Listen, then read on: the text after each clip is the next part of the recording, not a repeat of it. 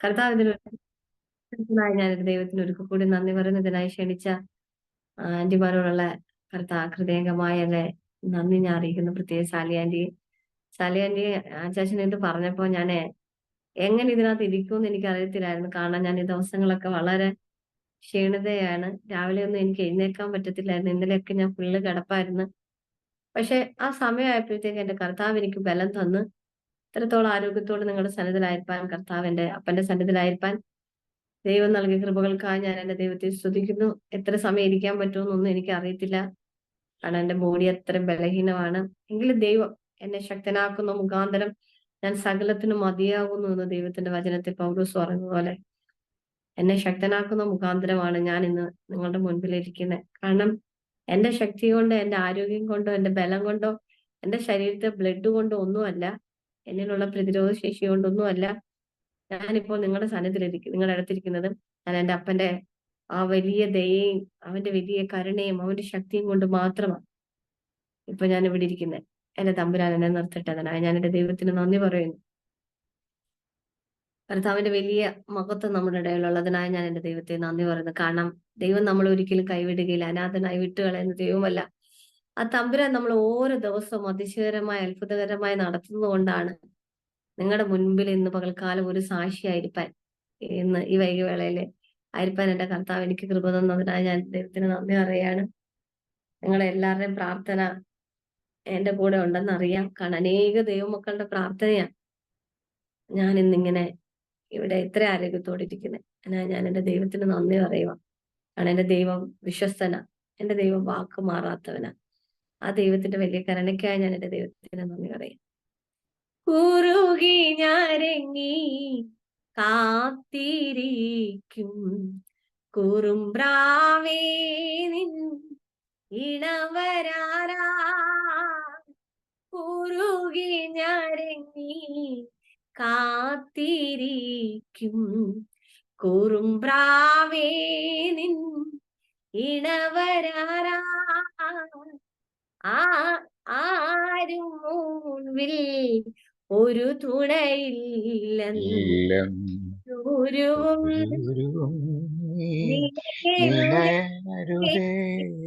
ആരും അരുവി ഒരു തുണയില്ലരുതേ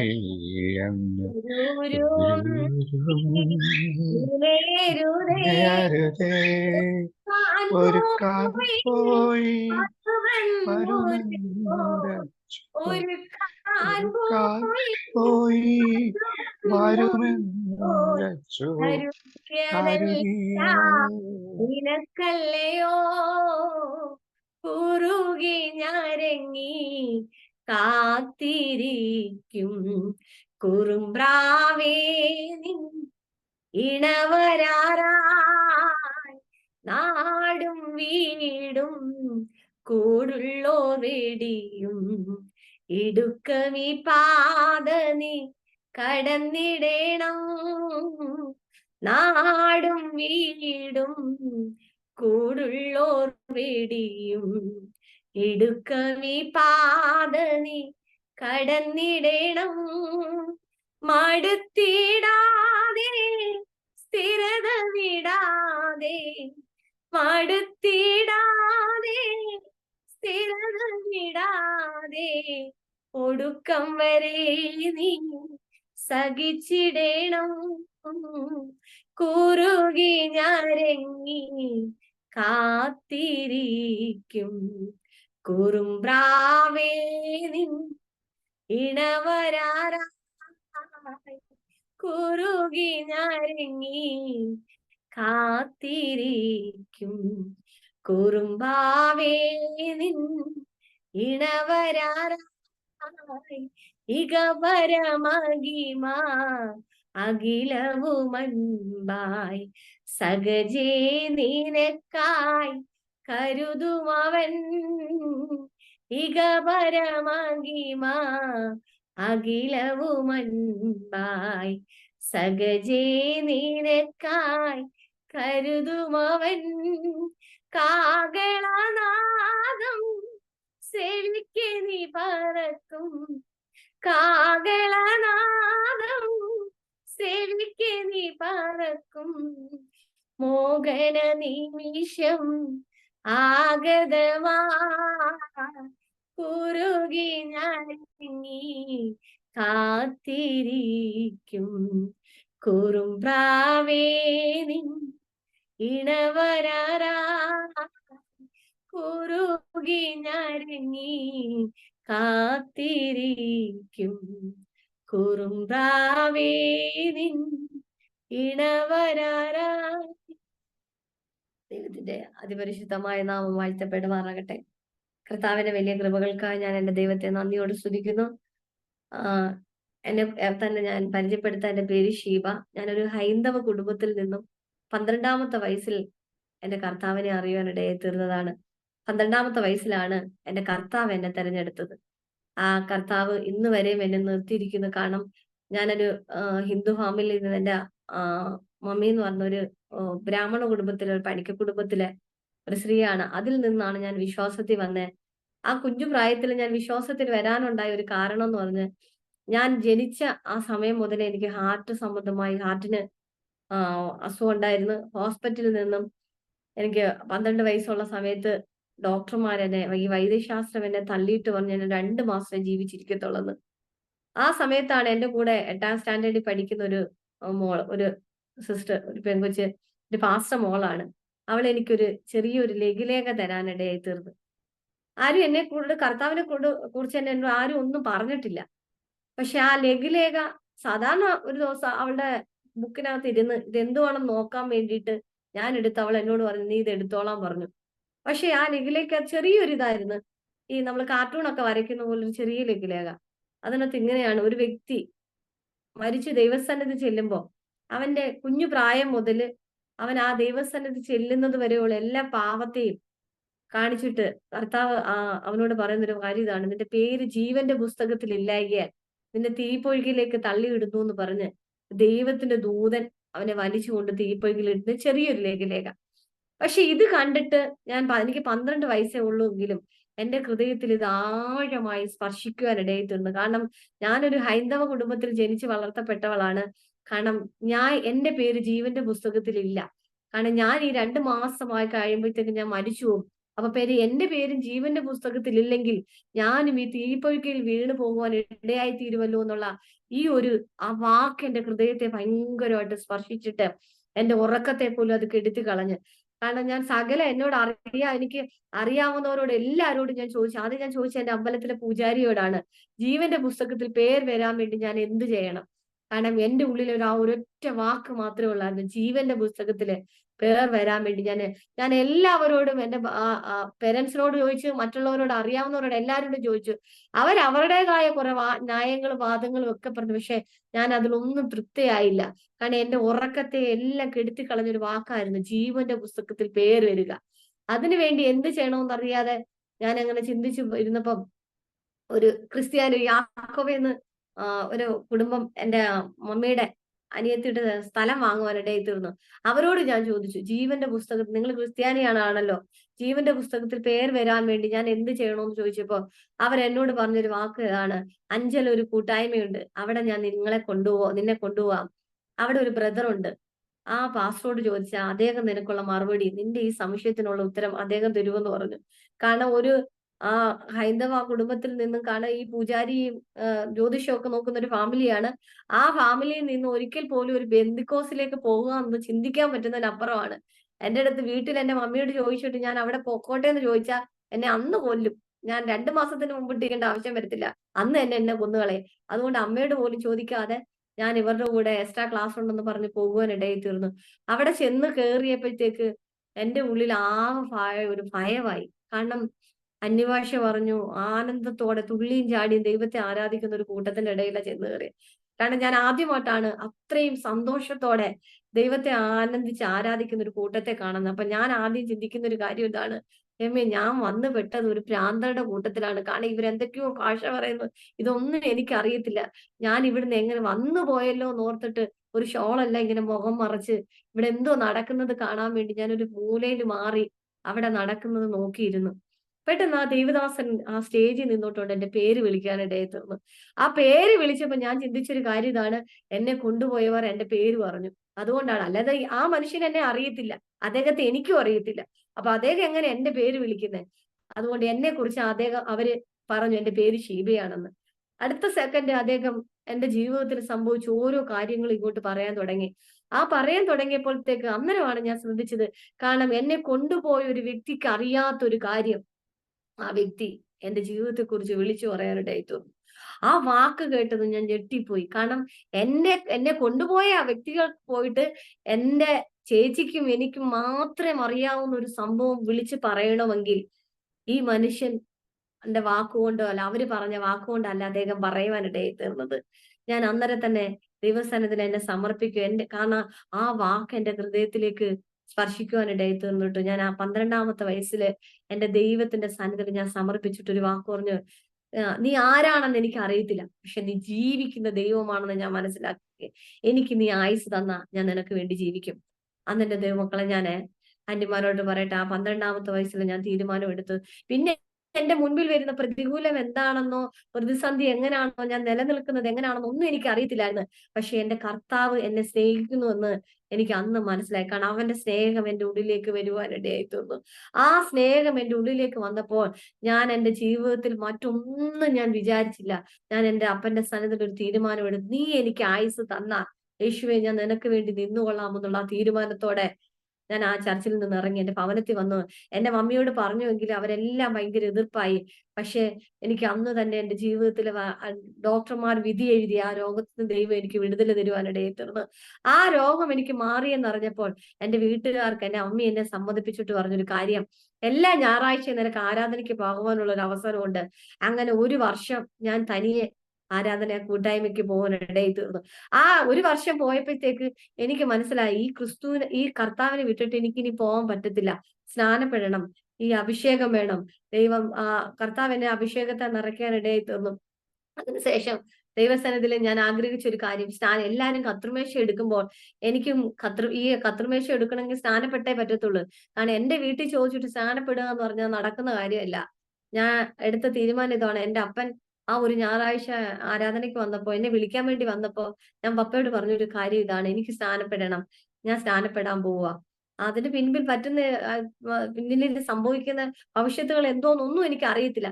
പക്ഷെ എനിക്ക് പറ്റേ പറ്റത്തുള്ളൂ. അപ്പ എന്നോട് അന്നൊരു വാക്ക് പറഞ്ഞു, മോൻ സ്വീകരിക്കുന്ന എന്ത് മാർഗമോ അതിൽ ഞങ്ങൾ നിന്നോട് കൂടെ ഉണ്ടാവുമെന്ന്. കാരണം പപ്പ ആരാധനയ്ക്ക് വരും ഒന്നും ചെയ്യുന്നില്ല. എന്റെ പപ്പായുടെ വാക്ക് കേട്ടുകൊണ്ട് ഞാൻ സ്നാനപ്പെടുവാൻ ഇടയായി തീർന്നു.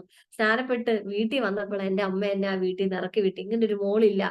എനിക്ക് കാരണം എന്റെ കുടുംബത്തെ അപമാനിച്ചവളാണ് നീ, എന്നൊരു വ്യക്തിയെ എനിക്ക് ജനിച്ചിട്ടില്ല എന്ന് പറഞ്ഞ് എന്റെ വീട്ടിൽ നിന്ന് എന്നെ അടിച്ചിറക്കി. കാരണം എങ്ങോട്ട് പോകണോന്ന് അറിയത്തില്ല. കാരണം 13 വയസ്സേ ഉള്ളൂ. എങ്ങോട്ട് പോകണോന്ന് അറിയാൻ പറ്റാതെ വളരെ പ്രതികൂലത്തിലും പ്രയാസത്തിലും ഞാൻ ഇരുന്നപ്പോ മരിച്ചു കളയാന്ന് ചിന്തിക്കാന്ന് പറഞ്ഞാൽ അന്നേരം എനിക്ക് കാണാം ക്രിസ്തുവിന്റെ സ്നേഹം എന്നിൽ, ആ കർത്താവിന്റെ സ്നേഹം എന്നിൽ വന്നതുകൊണ്ട് എനിക്ക് ഈ ലോകത്ത് മരിക്കാൻ പറ്റത്തില്ല. അതുകൊണ്ട് ഞാൻ അവിടുന്ന് എന്റെ വീട്ടിൽ നിന്ന് ഇറങ്ങി 3 ദിവസം റബ്ബറും തോട്ടത്തിൽ കിടന്നുറങ്ങി. കാരണം വീട്ടിനകത്ത് അമ്മ കേറ്റത്തില്ല. അടിച്ചു കൊല്ലും. അമ്മ വെട്ടുകത്തിയും കൊണ്ട് നിൽക്കുക. അവിടുന്ന് ഇറങ്ങി നേരെ എന്നെ വിശ്വാസത്തിൽ കൊണ്ടുവന്ന ആ സിസ്റ്റർ വീട്ടിൽ ആ പാസ്റ്റർ വീട്ടില് വരുവാനിടയായി തീർന്നിട്ട് ആ പാസ്റ്ററോട് പറഞ്ഞു, എനിക്ക് ഈ കർത്താവിനെ വേണം. എനിക്ക് ഈ കർത്താവിനെ വിട്ടു പോകാൻ പറ്റത്തില്ല. എന്റെ അമ്മ എന്നെ ഉപേക്ഷിച്ച് എന്നെ വീട്ടിൽ കയറ്റത്തില്ല. ഞാൻ എന്ത് ചെയ്യണം? ആ പാസ്റ്റർ എന്നോട് പറഞ്ഞത്, മോളെ നീ 10ാം ക്ലാസ് വരെ പഠിച്ചു കഴിഞ്ഞിട്ട് നിനക്ക് ബൈബിൾ കോളേജിൽ പോകാം എന്ന് പറഞ്ഞു. അപ്പം 10ാം ക്ലാസ് വരെ പഠിക്കണമെങ്കിൽ ഞാൻ വീട്ടിൽ വന്നേ പറ്റത്തുള്ളൂ. അപ്പൊ ഞാൻ തിരിച്ച് വീട്ടിൽ വന്നു. ദൈവസന്നിധി പ്രാർത്ഥിക്കുവാനിടയായി തീർന്നു. കർത്താവെ, എന്റെ അമ്മയോട് ദൈവം ഇടപെടണം. എന്റെ അമ്മ നീ ജീവിക്കുന്ന ദൈവമാണെങ്കിൽ അവരും എന്നോട് കൂടെ ഈ മാർഗത്തിലേക്ക് കടന്നു വരണമെന്ന് ഞാൻ പ്രാർത്ഥിക്കാനിടയായി തീർന്നു. അതിന് എന്റെ അമ്മ ഒരു അടയാളം വെച്ചു. അമ്മ എന്നോട് പറഞ്ഞൊരു കാര്യമാ, നിന്റെ ദൈവം ജീവിക്കുന്നതാണെങ്കിൽ എന്ത് പറഞ്ഞേ, ഒരു അടയാളം നിന്റെ ദൈവം എനിക്ക് കാണിക്കട്ടെ. പറഞ്ഞ അടയാളം ഇതാണ്, ഒരാഴ്ച കൊണ്ട് തീർന്നിരിക്കുന്ന ഒരു ഗ്യാസ് കുറ്റി. ആ ഗ്യാസ് കുറ്റി എടുത്തു വെച്ചിട്ട് പറഞ്ഞു, നിന്റെ ദൈവം ജീവിക്കുന്ന ദൈവമാണെങ്കിൽ ഈ ഒരു ഗ്യാസ് കുറ്റി ഇനി ഒരാഴ്ചയും കൂടെ കത്തണം. അങ്ങനെയെങ്കിൽ ഞാൻ വിശ്വസിക്കാന്ന് പറഞ്ഞു. കാരണം 13 വയസ്സേ ഉള്ളു ദൈവമക്കളെ. കാരണം അത്രയും വലിയ വിശ്വാസം, എന്ത് പ്രാർത്ഥിക്കണം ഒന്നും എനിക്ക് അറിയത്തില്ല. പക്ഷെ എനിക്ക് ഒരൊറ്റ ഉറപ്പുണ്ടായിരുന്നു, എന്നെ അവൻ സ്നേഹിക്കുന്നു, ഞാൻ അവനെ സ്നേഹിക്കുന്നു, എനിക്ക് അവനെ വിട്ടു പോകാൻ പറ്റത്തില്ല എന്നുള്ള ഒരു ഉറപ്പില് ഞാൻ എന്റെ കർത്താവിനോട് പറഞ്ഞു ഒരൊറ്റ വാക്കേ ഉള്ളു, ഇതിനെ നിറയ്ക്കാൻ പറ്റുമോ എന്നൊന്നും എനിക്കറിയത്തില്ല. പക്ഷെ ഞാനത് വിശ്വസിക്കുന്നു. എന്റെ അമ്മ നിന്നെ വിശ്വസിക്കേണ്ടതിന് ഇത് ചെയ്യണോന്ന് പറഞ്ഞ് ഞാൻ പറയട്ടെ, ആ 7 ദിവസവും എന്റെ വീട്ടിലെ സകല ഫുഡും ആഹാരവും ആ ഗ്യാസ് കൊണ്ടാ വേവിക്കാനിടയായി തീർന്നത്. 7ാമത്തെ ദിവസം ഗ്യാസ് വന്നപ്പോൾ അത് കട്ടായി പോയി. അങ്ങനെ എന്റെ അമ്മ വിശ്വസിച്ചു. ആ ആ ചർച്ചിലേക്ക് കടന്നുപോയി സ്നാനപ്പെട്ട്. അതിനുശേഷം ഞാൻ 10ാം ക്ലാസ് കഴിഞ്ഞിട്ട് ഞാൻ ദൈവസന്നിധിയില് ഉപവസിച്ച് പ്രാർത്ഥിച്ചിട്ട് എല്ലാവരും ജയിക്കണോന്ന് പറഞ്ഞ് 10ാം ക്ലാസ്സിൽ പരീക്ഷ എഴുതാൻ പോയി. ഞാൻ പ്രാർത്ഥിച്ചു പോയത് തോക്കണമെന്ന് പറഞ്ഞ. കാരണം 10ാം ക്ലാസ് പാസ്സായ എന്നെ പറഞ്ഞ് +1 വിടും. കാരണം എനിക്ക് ബൈബിൾ കോളേജിൽ പോകാൻ പറ്റത്തില്ല. അങ്ങനെ ഞാൻ ഉപവസിച്ച് പ്രാർത്ഥിച്ചിട്ട് പോയി. ഞാൻ പറഞ്ഞു എനിക്ക് കള്ളത്തരമൊന്നും കാണിക്കാൻ പറ്റത്തില്ല. പക്ഷെ എനിക്ക് തോക്കണം. പക്ഷെ ഞാൻ മാന്യമായിട്ട് തോറ്റു. തോറ്റിട്ട് ബൈബിൾ കോളേജിൽ പോയി. ദൈവവചനം പഠിച്ചു. കർത്താവിന്റെ വേലയ്ക്ക് വേണ്ടിയിട്ട് ഇറങ്ങുവാൻ തീരുമാനിച്ചു. തീരുമാനിച്ച് അങ്ങനെ ബീഹാറിന്റെ പ്രദേശത്ത് പോയി 1 വർഷത്തോളം അവിടെ കർത്താവിന്റെ വേല ചെയ്തു. അതിനുശേഷം 2015 എന്റെ വിവാഹം നടന്നേ. കുമ്പനാട് സ്വദേശിയായ പാസ്റ്റർ ബ്ലസൻ കുമ്പനാട് എന്ന് പറയുന്ന പാസ്റ്ററാണ് എന്നെ വിവാഹം കഴിക്കുന്നത്. ഞങ്ങൾ രണ്ടുപേരും ഒരുമിച്ച് 2015 മുതൽ അതിനോടനുബന്ധിച്ച് കർത്താവിന്റെ വേലയിലായിരുന്നു.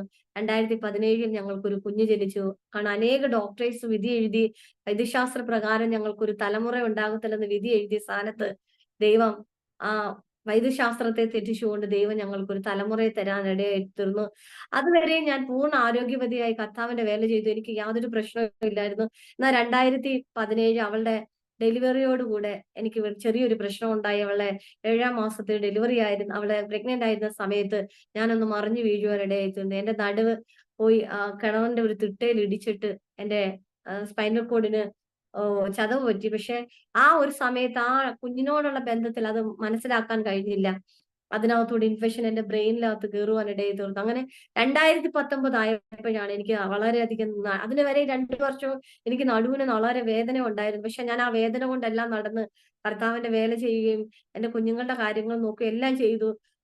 പക്ഷെ ഞാൻ ആ വേദന കാര്യമാക്കിയില്ല. പക്ഷെ 2019 എനിക്ക് അസഖ്യമായ നടുവേദനയും എന്റെ കയ്യില് ഒരു ചെറിയ മുറിവുണ്ടായിട്ട് 3 ദിവസത്തോളം ബ്ലീഡിങ് നിൽക്കാതെ വണ്ണം അടുത്തുള്ള ഒരു ഹോസ്പിറ്റലിൽ കാരണം 3 ദിവസം കൊണ്ട് കണ്ടിന്യൂ ബ്ലീഡിങ് പോവാ. ഞാനുള്ള തുണി ഷീറ്റും എല്ലാം മടക്കി കൈ കെട്ടാൻ നോക്കുന്നു. അച്ചാച്ചൻ ആ സമയത്ത് വീട്ടിലില്ല. മമ്മി വീണ് കിടക്കുന്നു. അങ്ങനെ അച്ചാച്ചൻ കുമ്പനാട് പോയി. പക്ഷെ ഇതുകൊണ്ട് നടക്കാൻ വന്നപ്പോ 3ാമത്തെ ദിവസമായപ്പോ എന്റെ ശരീരത്തിൽ ബ്ലഡ് എല്ലാം തീർന്നിട്ട് എനിക്ക് തലചുറ്റലുണ്ടായിട്ടാണ് ജസ്റ്റ് അടുത്തൊരു ഹോസ്പിറ്റലിൽ കൊണ്ടുപോയി കാണിക്കാൻ ചെന്നപ്പോ ഡോക്ടർ എന്നോട് പറഞ്ഞ് കയ്യിലെ വെയിൻ കട്ടായി പോയിട്ടുണ്ട്. അതുകൊണ്ട് പെട്ടെന്ന് മെഡിക്കൽ കോളേജിൽ പോകാൻ പറഞ്ഞു. അപ്പൊ ഞാനിങ്ങനെ മുടന്തെന്ന് കണ്ടിട്ട് അവരെന്നോട് ചോദിച്ചു, ആ കുട്ടി എന്താ മുടന്തുന്നേന്ന് ചോദിച്ചു. അപ്പൊ ഞാൻ പറഞ്ഞു ഡോക്ടർ എനിക്ക് നടുവിന് അസഹ്യമായ ഒരു വേദനയുണ്ട്. നോക്കട്ടെ എന്ന് പറഞ്ഞു നോക്കിയപ്പോഴത്തേക്ക് എന്റെ സ്പൈനൽ കോഡ് എല്ലാം പുറത്തോട്ട് തള്ളിയിരിക്കുക. അപ്പൊ ആ ഡോക്ടർ പറഞ്ഞു, അയ്യോ ഇതെന്തുവാണ് നിങ്ങളുടെ സ്പൈനൽ കോഡ് എല്ലാം പുറത്തേക്ക് ഉന്തിയിരിക്കുകയാണല്ലോ. ഇത് നിങ്ങൾ ഇങ്ങനെ പോയാൽ നിങ്ങൾ എഴുന്നേറ്റ് നടക്കത്തില്ല. ഇതിന് ഓപ്പറേഷൻ അല്ലാതെ ഇനി ഒന്നും ചെയ്യാൻ പറ്റത്തില്ല. എത്രയും പെട്ടെന്ന് മെഡിക്കൽ കോളേജിൽ പോകുമെന്ന് പറഞ്ഞ് എന്നെ അവിടുന്ന് അവര് മെഡിക്കൽ കോളേജിലേക്ക് വിടാൻ ഇടയായി തീർന്നു. അന്ന് രാത്രി 9 മണിക്കാണ് ഞാൻ അന്ന് മെഡിക്കൽ കോളേജിൽ പോയത്. ആ സമയത്തൊക്കെ ബൈക്കിൽ യാത്ര ചെയ്യുമ്പോൾ എന്റെ കാല് പെരുത്തിട്ട് ചെരുപ്പെല്ലാം ഊരി പോവുമെങ്കിൽ ഞാൻ അതൊന്നും കാര്യമാക്കിയില്ല. കാരണം സാധാരണ സംഭവിക്കുന്നതാണെന്ന് മാത്രമേ ചിന്തിച്ചുള്ളൂ. പക്ഷെ അന്ന് ഞാനും എന്റെ അച്ചാച്ചനും കൂടെ എന്റെ ഇളയ സഹോദരനുമായിട്ട് ഞങ്ങൾ മെഡിക്കൽ കോളേജിൽ കടന്നു വന്നപ്പോ വൈകുന്നേരത്താ ചെന്നേ. ആ ഡോക്ടർ എന്റെ അടുത്ത് അന്നേരം അപ്പൊ അച്ചാച്ചൻ എന്നോട് പറഞ്ഞു ഒരു വീൽ ചെയർ, ഞാൻ ഇപ്പൊ ഇരിക്കുന്ന വീൽ ചെയറില്ല. ഇതേപോണൊക്കെ എന്നോട് പറഞ്ഞ് നടക്കാൻ നിനക്ക് ബുദ്ധിമുട്ടല്ലേ, നീ ആ വീൽ ചെയറിൽ ഇരിക്കുക. അപ്പൊ ഞാൻ പറഞ്ഞൊരു വാക്ക്, ഏയ് ഞാൻ അനേക ആൾക്കാരെ കൊണ്ടുപോകുന്ന ഈ വീൽ ചെയറിലൊന്നും ഞാൻ ഇരിക്കത്തില്ല. അച്ചാച്ചന്റെ കാര്യം നോക്ക്, ഞാൻ ഇതിലൊന്നും ഇരിക്കത്തില്ല എന്ന് പറഞ്ഞ് ഞാൻ പുച്ഛിച്ചിട്ട് ആ വീൽ ചെയറിൽ ഇരിക്കത്തില്ല. അപ്പൊ അച്ചാച്ചൻ പറഞ്ഞ് നീ അത് ഇരിക്കും, കുഴപ്പമില്ല, ഇച്ചിരി നേരത്തേക്കല്ലേ, ജീവിത അവസാനം വരെ ഒന്നും ഇരിക്കാൻ പോകുന്നില്ലല്ലോ എന്ന് പറഞ്ഞിട്ട് ഞാൻ അതിലിരുന്ന് ആ വീൽ ചെയറിൽ ഇരുന്നിട്ട് ഡോക്ടറെ അടുത്ത് ചെന്നപ്പോ ഡോക്ടർ എന്റെ അടുത്ത് പറഞ്ഞു കാലനക്കാൻ പറഞ്ഞു. അപ്പോഴാണ് ഞാൻ മനസ്സിലാക്കുന്നത് എന്റെ വലത് കാലിലെ വിരലുകളൊന്നും ചലിക്കുന്നില്ല. അതിന്റെ എല്ലാം ചലനശേഷി നഷ്ടപ്പെട്ടു. പക്ഷെ എന്താണ് സംഭവിക്കുന്നതെന്ന് എനിക്ക് അന്നേരം ഒരു സീരീസും ഞങ്ങൾക്ക് അതിനകത്തില്ല. അപ്പൊ ഡോക്ടർ പിറ്റേന്ന് രാവിലെ ചെല്ലാൻ പറഞ്ഞപ്പോൾ ഞാൻ ആ തലേന്ന് എന്റെ വീട്ടിലെ സകല കാര്യങ്ങളും രാത്രി 2 മണിക്ക് എഴുന്നേറ്റ് ചെയ്ത് രാവിലെ 9:30 ആയപ്പോ ഹോസ്പിറ്റലിൽ ചെല്ലുക. ഹോസ്പിറ്റലിൽ ചെന്നിട്ട് അവര് ഞാൻ നടന്ന് തന്നെ പോയി എക്സ്റേ എടുത്ത്. ചെറിയ പെയിൻ ഉണ്ട്. എക്സ്റേ എടുത്തിട്ട് ഡോക്ടർ കേറി ബെഡേ കിടക്കാൻ പറഞ്ഞു. ഞാൻ തനിയെ കിടന്ന്. പക്ഷെ അടുത്ത സെക്കൻഡ് അദ്ദേഹം കാല് പൊക്കാൻ പറഞ്ഞു. എന്റെ മുട്ടിന് താഴോട്ട് പിന്നെ ഒരു സ്പർശന ശേഷിയില്ല. തൊട്ടിട്ട് അറിയുന്നില്ല. കാല് കറുത്ത് മരവിച്ചു പോയ പോലൊരു അവസ്ഥ. ഞാൻ ശരിക്കും പറഞ്ഞ അത് ഉൾക്കൊള്ളാൻ പറ്റാതെ വളരെ ഭയന്നു പോയിട്ട് ഞാൻ അച്ചാച്ചനോട് ചോദിക്കുക, അച്ചാച്ച എന്റെ ഒരു കാലെന്തിയെ? എന്റെ കാല് കാണാനില്ല. എന്റെ കാലില്ല. അയ്യോ എനിക്കൊരു കാലില്ല. കാരണം വേറെ ഏതോ ഒരു മരക്കഷ്ണത്തെ തൊടുന്ന ഒരു ഫീലിംഗ്. ഞാൻ അച്ചാച്ചനോട് പറയാം എന്റെ കാല് പോയി. അയ്യോ എനിക്ക് കാലില്ല. അപ്പൊ അച്ചാച്ച എന്നോട് പറഞ്ഞു ഒന്നുമില്ല, ഒന്നുമില്ല. പക്ഷെ എന്നെ നോക്കിക്കൊണ്ടിരുന്ന ഡോക്ടറും പെട്ടെന്ന് ടെൻഷനായിട്ട് ഞങ്ങളെ കാഷ്വാലിറ്റിയിലേക്ക് കൊണ്ടുവന്ന് അന്ന് അവിടെ എന്നെ അഡ്മിറ്റ് ആക്കി. അവർ ഒരുപാട് ടെസ്റ്റുകളും കാര്യങ്ങളും എല്ലാം ചെയ്ത് നോക്കിയിട്ട് എനിക്ക് എന്ത് അസുഖമൊന്നും കാണുന്നില്ല. എല്ലാ ടെസ്റ്റും നോർമലാണ്. എംആർഐ എടുത്തു എല്ലാം ചെയ്തു കഴിഞ്ഞിട്ട് എന്റെ ടെസ്റ്റുകൾക്കൊന്നും എനിക്ക് ഒരു പ്രശ്നം കാണുന്നില്ല. ലാസ്റ്റ് ആണ് അവർക്ക് മനസ്സിലായത്. ഓർത്തയില് 7ാമത്തെ ദിവസമാണ് മനസ്സിലായത്. കാരണം എന്റെ സ്പൈനൽ കോഡ് മൊത്തം ഇൻഫെക്ഷൻ ആയിട്ട് ബ്രെയിനിലോട്ട് പഴുപ്പ് കേറി. എന്റെ നട്ടെല്ലിനകത്തൊരു മുഴയുണ്ട്. അവര് പറഞ്ഞത് ഇത് ഓപ്പറേഷൻ അല്ലാതെ വേറെ ഒരു പ്രതിവിധി ഇതിനകത്ത് കാണുന്നില്ല. ചികിത്സിച്ച് ഇത് ഭേദമാക്കാൻ പറ്റത്തില്ല എന്ന് പറഞ്ഞു. എന്ത് ചെയ്യണം? ഓപ്പറേഷൻ ചെയ്താ എന്റെ ജീവിതം അവസാനം മൊത്തവും ഞാൻ പാരലൈസ് ആയിട്ട് കിടന്നു പോകും. അപ്പൊ എല്ലാരും നിർബന്ധിച്ചു ഓപ്പറേഷൻ. ഞാനും അച്ചാച്ചനും പറഞ്ഞു വേണ്ട, ഡിസ്ചാർജ് ആയി തന്നാ മതി. ഞാൻ അച്ചാച്ചനോട് പറഞ്ഞു നമുക്ക് ഡിസ്ചാർജ് ആക്കി പോകാം, വീട്ടിൽ പോവാം. അപ്പൊ ആ ഡോക്ടർ പറഞ്ഞു അത് മാത്രമല്ല വേറെ നരമ്പ് സംബന്ധമായ എന്തോ ഒരു പ്രശ്നം നിങ്ങൾക്കുണ്ട് എന്ന് പറഞ്ഞ് ന്യൂറോയിലേക്ക് റെഫർ ചെയ്തു. അവിടെ കൊണ്ട് ചെന്ന് അവരും കുറച്ച് നോക്കി. നോക്കിയിട്ട് ഒന്നും കാണുന്നില്ല. അവിടെ ഒന്നും മനസ്സിലാക്കാൻ പറ്റുന്നില്ല. പിന്നെ ഫുൾ ബോഡി എംആർഐ എടുത്തപ്പോഴാണ് എനിക്ക് ലക്ഷത്തിൽ ഒരാൾക്ക് വരുന്ന ഒരു അസുഖം. കാരണം എന്റെ നരമ്പുകളെല്ലാം പടർന്നു പോകാം. കാരണം ആ നരമ്പുകളെല്ലാം കാർന്ന് തിന്നുന്ന ഒരു വൈറസ്. എന്റെ ശരീരത്തിൽ വരുന്ന ഓരോ നരമ്പുകളും എന്റെ മസിലുകളെല്ലാം കാർന്ന് തിന്നുന്ന ഒരു വൈറസ് എന്റെ ശരീരത്തിലുണ്ട്. ആ വൈറസ് ഓരോ നിമിഷവും ഓരോ സെക്കൻഡുകളിൽ എന്റെ നരമ്പുകളെ എല്ലാം തിന്നും. കാരണം എല്ലാം സ്പ്രെഡ് ആയിട്ട് എന്റെ ഓരോ അവയവങ്ങൾ ഇങ്ങനെ കിളി തൊട്ട് ഈ ഒരു സൈഡ് ഫുള്ള് കണ്ണിന്റെ കാഴ്ച പോയി, സൈഡ് ഫുള്ള് പോയി. എന്റെ ഓരോ അവയവങ്ങളെ തിന്നോണ്ടിരിക്കുക. കാരണം എനിക്ക് അറ്റാക്ക് വന്നു. എന്റെ യൂറിൻ ബ്ലാഡ്, എന്റെ കിഡ്നി ഇതെല്ലാം ഇതായി. ഒന്നുമില്ലാതെ ഒരു ജീവശവം പോലെ ഞാൻ ഹോസ്പിറ്റലിൽ കിടക്കുക. അവര് പറഞ്ഞു ഇനി ഒന്നും ചെയ്യാൻ പറ്റത്തില്ല എന്ന് പറഞ്ഞു. പക്ഷെ അതുവരെ ഇല്ലാത്തൊരു വലിയ പ്രത്യക്ഷ അതുവരെ എനിക്ക് ഭയങ്കര ടെൻഷനും ഇതുമായിരുന്നു. പക്ഷെ ആ 13ാമത്തെ ദിവസം ഡോക്ടർ അത് പറഞ്ഞപ്പോ എനിക്ക് ഭയങ്കര ഒരു പ്രത്യാശ ഉണ്ടാവാനിടയായി തീർന്നു. കാരണം എന്നോട് ആ ഒരാഴ്ചക്ക് മുമ്പിട്ട് അച്ചാച്ചന്റെ ഒരു കൂട്ടുകാരൻ ഒരു പ്രവാചക ഒരു പാസ്റ്റർ വിളിച്ചിട്ട് എന്നെ യാദൃശ്ചികം രാത്രി വിളിച്ചിട്ട് പറഞ്ഞു, ചേച്ചി ദൈവാത്മാവ് ഇങ്ങനെ പറയുന്നു ഒരു മരണത്തിലൂടെ ദൈവം നിങ്ങളെ കടത്തിവിടും. നിങ്ങൾ മരണത്തിൽ നിങ്ങൾ പോവും. പക്ഷെ ദൈവം നിങ്ങളെ അവിടെ നിന്ന് പൊന്നുപോലെ തിരിച്ചു കൊണ്ടുവരുവാനിടയായി തീരും. കർത്താവിന് വേണ്ടി നിങ്ങൾ പ്രയോജനപ്പെടും. പക്ഷെ നിങ്ങളുടെ ജീവിതം ഒരു തീച്ചൂളയിലൂടെ ആയിരിക്കും തുടർന്നുള്ള ദിവസങ്ങൾ എന്ന് പറഞ്ഞു. ഞാൻ അന്ന് ദൈവസന്നിധിയിൽ ഒരൊറ്റ കാര്യമേ പറഞ്ഞുള്ളൂ. കർത്താവേ നീ എന്നെ ഈ കഷ്ടതയിലൂടെ കടന്നു വിടുന്നെങ്കിൽ ഞാനത് വേണ്ടാന്ന് പറയത്തില്ല. പക്ഷേ മോശ പറഞ്ഞതുപോലെ ഇസ്രായേൽ ജനത്തെ നയിക്കാൻ വേണ്ടി നീ എന്നെ മരുഭൂമിയിലേക്ക് വിടുന്നെങ്കിൽ നീ എന്നോട് കൂടെ ഇരിക്കണം. കാരണം ഞാൻ നിന്നെ ഈ പ്രതിസന്ധിയിൽ തള്ളിപ്പറഞ്ഞു പോകുവാൻ ഇടവരരുത്. കാരണം നീ എന്നോട് കൂടെ ഇല്ലെങ്കിൽ എനിക്ക് ഇതിനകത്ത് തരണം ചെയ്ത് പോകാൻ പറ്റത്തില്ല എന്ന് പറഞ്ഞു ഞാൻ ദൈവസന്നിധി കരയാൻ ഇടയായി തീർന്നു. അന്ന് ഞാൻ പറയട്ടല്ലേ ഈ നിമിഷം വരെയും എന്റെ കർത്താവ് എന്നോട് കൂടെ ഇരുന്നു. ആ പ്രതിസന്ധികളെല്ലാം കടന്നു പോകുവാൻ എന്റെ ദൈവം എനിക്ക് കൃപ നൽകി. എന്റെ ഞാന് 10, 14 ദിവസത്തോളം വെന്റിലേറ്ററിൽ കിടന്ന് എന്റെ ഈ വലത് കാല് DVT വന്നിട്ട് മുട്ടിന് താഴെ വെച്ച് മുറിച്ചു മാറ്റണമെന്ന് പറഞ്ഞ് ഞാൻ ആ സമയമൊക്കെ ദൈവസന്നിധിയിൽ കരഞ്ഞു പ്രാർത്ഥിച്ച ഒരു കാര്യമുണ്ട്. കർത്താവേ നീ എന്നോട് വാഗ്ദത്തം ചെയ്തിട്ടുണ്ട്. നീ അനേകയിടത്തേക്ക് നീ എന്റെ നാമത്തെ ഉയർത്തുമെന്ന്. ഞാൻ കാലില്ലാത്തവളായിട്ടല്ല 2 കാലും ഉള്ളവളായിട്ട് തന്നെ നിന്നെ ഉയർത്തണം. കാലില്ലാതെ എന്നെ വിടണ്ട. അല്ലെങ്കിൽ നീ എന്നെ എടുത്തു. ഇങ്ങനെ പറഞ്ഞ് ദൈവസന്നിധി പ്രാർത്ഥിക്കുവാനിടയായി തീർന്നു. ദൈവമക്കളെ ഞാൻ പറയട്ടെ, എന്റെ കാല് മുറിച്ചു മാറ്റുവാൻ 3 ദിവസം ഡോക്ടർമാര് സമയം തന്നു. എല്ലാ സാധനങ്ങളും ക്രമീകരിച്ചു. പക്ഷെ ആ രാത്രി ഞാൻ ദൈവസന്നിധിയിൽ ഇരുന്ന് പ്രാർത്ഥിച്ചു. 1:15 ഞാൻ എന്റെ കർത്താവിനോട് ഒരൊറ്റ കാര്യമേ പറഞ്ഞുള്ളൂ. എന്റെ തമ്പുരാനെ എനിക്ക് എഴുന്നേറ്റ് നടന്നില്ലേലും കുഴപ്പമില്ല. പക്ഷെ എന്റെ കാലിൽ ഒന്ന് തൊട്ടാൽ അറിയണം. ആ രാത്രി 1:15 എന്റെ കാല് സ്പർശിച്ചു. ഞാൻ ആ എഴുന്നേറ്റ് ചാടി ബെഡിൽ നിന്ന് വെള്ളത്തിറങ്ങി നിന്നിട്ട് ഞാൻ പറഞ്ഞു എന്റെ കാല് തൊട്ടാൽ അറിയാന്ന് വിളിച്ചു പോവായിരുന്നു. കാരണം എന്റെ ദൈവം എനിക്ക് അന്നത് വിടുതൽ തരുവാനിടയായി തീർന്നു. ഞാൻ വെന്റിലേറ്ററിൽ കിടന്ന ആ സമയത്ത് ഡോക്ടർമാർ എഴുതി അച്ചാച്ചന് വന്ന് എന്നെ ക്ലീൻ ചെയ്തിട്ട് പുറത്തു പോവാ. ആ സമയത്ത് ഡോക്ടർമാർ എഴുതി എനിക്ക് ഞാൻ മരിച്ചെന്ന് ഡെത്ത് എന്ന് പറഞ്ഞ് എഴുതി. പക്ഷെ അന്ന് ഞാൻ ദൈവസന്നിധിയിൽ ആ സമയത്ത് കിടക്കുമ്പോൾ ഞാനൊരു കാഴ്ച കാണും. എനിക്ക് വിളിച്ചു പറയുന്നുണ്ട് ഞാൻ മരിച്ചിട്ടില്ല എന്ന് പറയുന്നുണ്ട്. പക്ഷെ വെന്റിലേറ്ററിൽ എനിക്ക് പറയാൻ പറ്റത്തില്ല. പക്ഷെ ഞാൻ അന്ന് കണ്ട ഒരു കാഴ്ച ഇതാണ്. കാരണം മരിച്ചിട്ട് എന്റെ ശരീരത്തിൽ നിന്ന് എന്റെ ജീവൻ പോയി. കാരണം ഞാനെന്ന് പറയുന്ന ഒരു വ്യക്തി വെളിയിൽ നിൽക്കും. കാരണം എന്റെ ബോഡിയിൽ വന്ന് ഡോക്ടർമാര് എനിക്ക് പഞ്ച് ചെയ്യുന്നുണ്ട്, അവര് VCR തരുന്നുണ്ട്, എല്ലാം ചെയ്യുന്നുണ്ട്. പക്ഷെ അവര് പറയുക ഞാൻ മരിച്ചെന്ന്. ആ സമയത്ത് ഞാൻ കാണുന്ന ഒരു കാഴ്ച വെള്ളി മേഘം പോലുള്ള കുറെ മനുഷ്യര് വന്നിട്ട് അവരെന്റെ ശരീരത്തിൽ തൊട്ടതും എന്ത് ഇടിച്ചു കീറുന്നത് പോലെ ഞാൻ അവിടുന്ന് എഴുന്നേൽക്കാൻ ഇടയായി തീർന്നു. അങ്ങനെ ആ 2019 കുറെ കാലങ്ങളില് 1 മാസത്തോളം ഞാൻ ഹോസ്പിറ്റലിൽ കിടന്നു. അതിനുശേഷം ഞാൻ ഹോസ്പിറ്റലിൽ വീട്ടിൽ വന്നു. ഷൊർണൂര് സാലി ആന്റിയുടെ വീട്ടിലെ അങ്കിളിനോട് അടുത്ത് പോയിട്ട് അവിടെ പോയി ഷൊർണൂര് ഒരു വാസവൈദ്യൻ എന്ന് പറഞ്ഞ അദ്ദേഹത്തിന്റെ അടുത്ത് പോയി 2 മാസം ഉഴിച്ചില് നടത്തി. ആ സമയത്തൊക്കെ എന്റെ ബോൺമാരെ ടെസ്റ്റ് ഡോക്ടർമാർ ചെയ്തിട്ട് എനിക്ക് പോസിറ്റീവ് ആയിരുന്നു. പക്ഷെ അവരെന്നോട് അത് പറഞ്ഞില്ല. എനിക്ക് ക്യാൻസർ ആണെന്നുള്ളൊരു വാക്ക് അവര് പറഞ്ഞതേ ഇല്ല. ഞങ്ങളും അത് അറിഞ്ഞതും ഇല്ല. പക്ഷെ കുറച്ച് നാൾ അങ്ങനെ പോയി. ഡോക്ടർമാര് പറഞ്ഞൊരു കാര്യം, എന്റെ യൂറിൻ ബ്ലാഡ് എല്ലാം പോയി, യൂട്രസ് എല്ലാം ഇൻഫെക്ഷൻ ആയി. എന്റെ യൂട്രസ് എടുത്തു കളയണമെന്ന് പറഞ്ഞു. എനിക്ക് പീരീഡ്സ് ഇല്ലായിരുന്നു.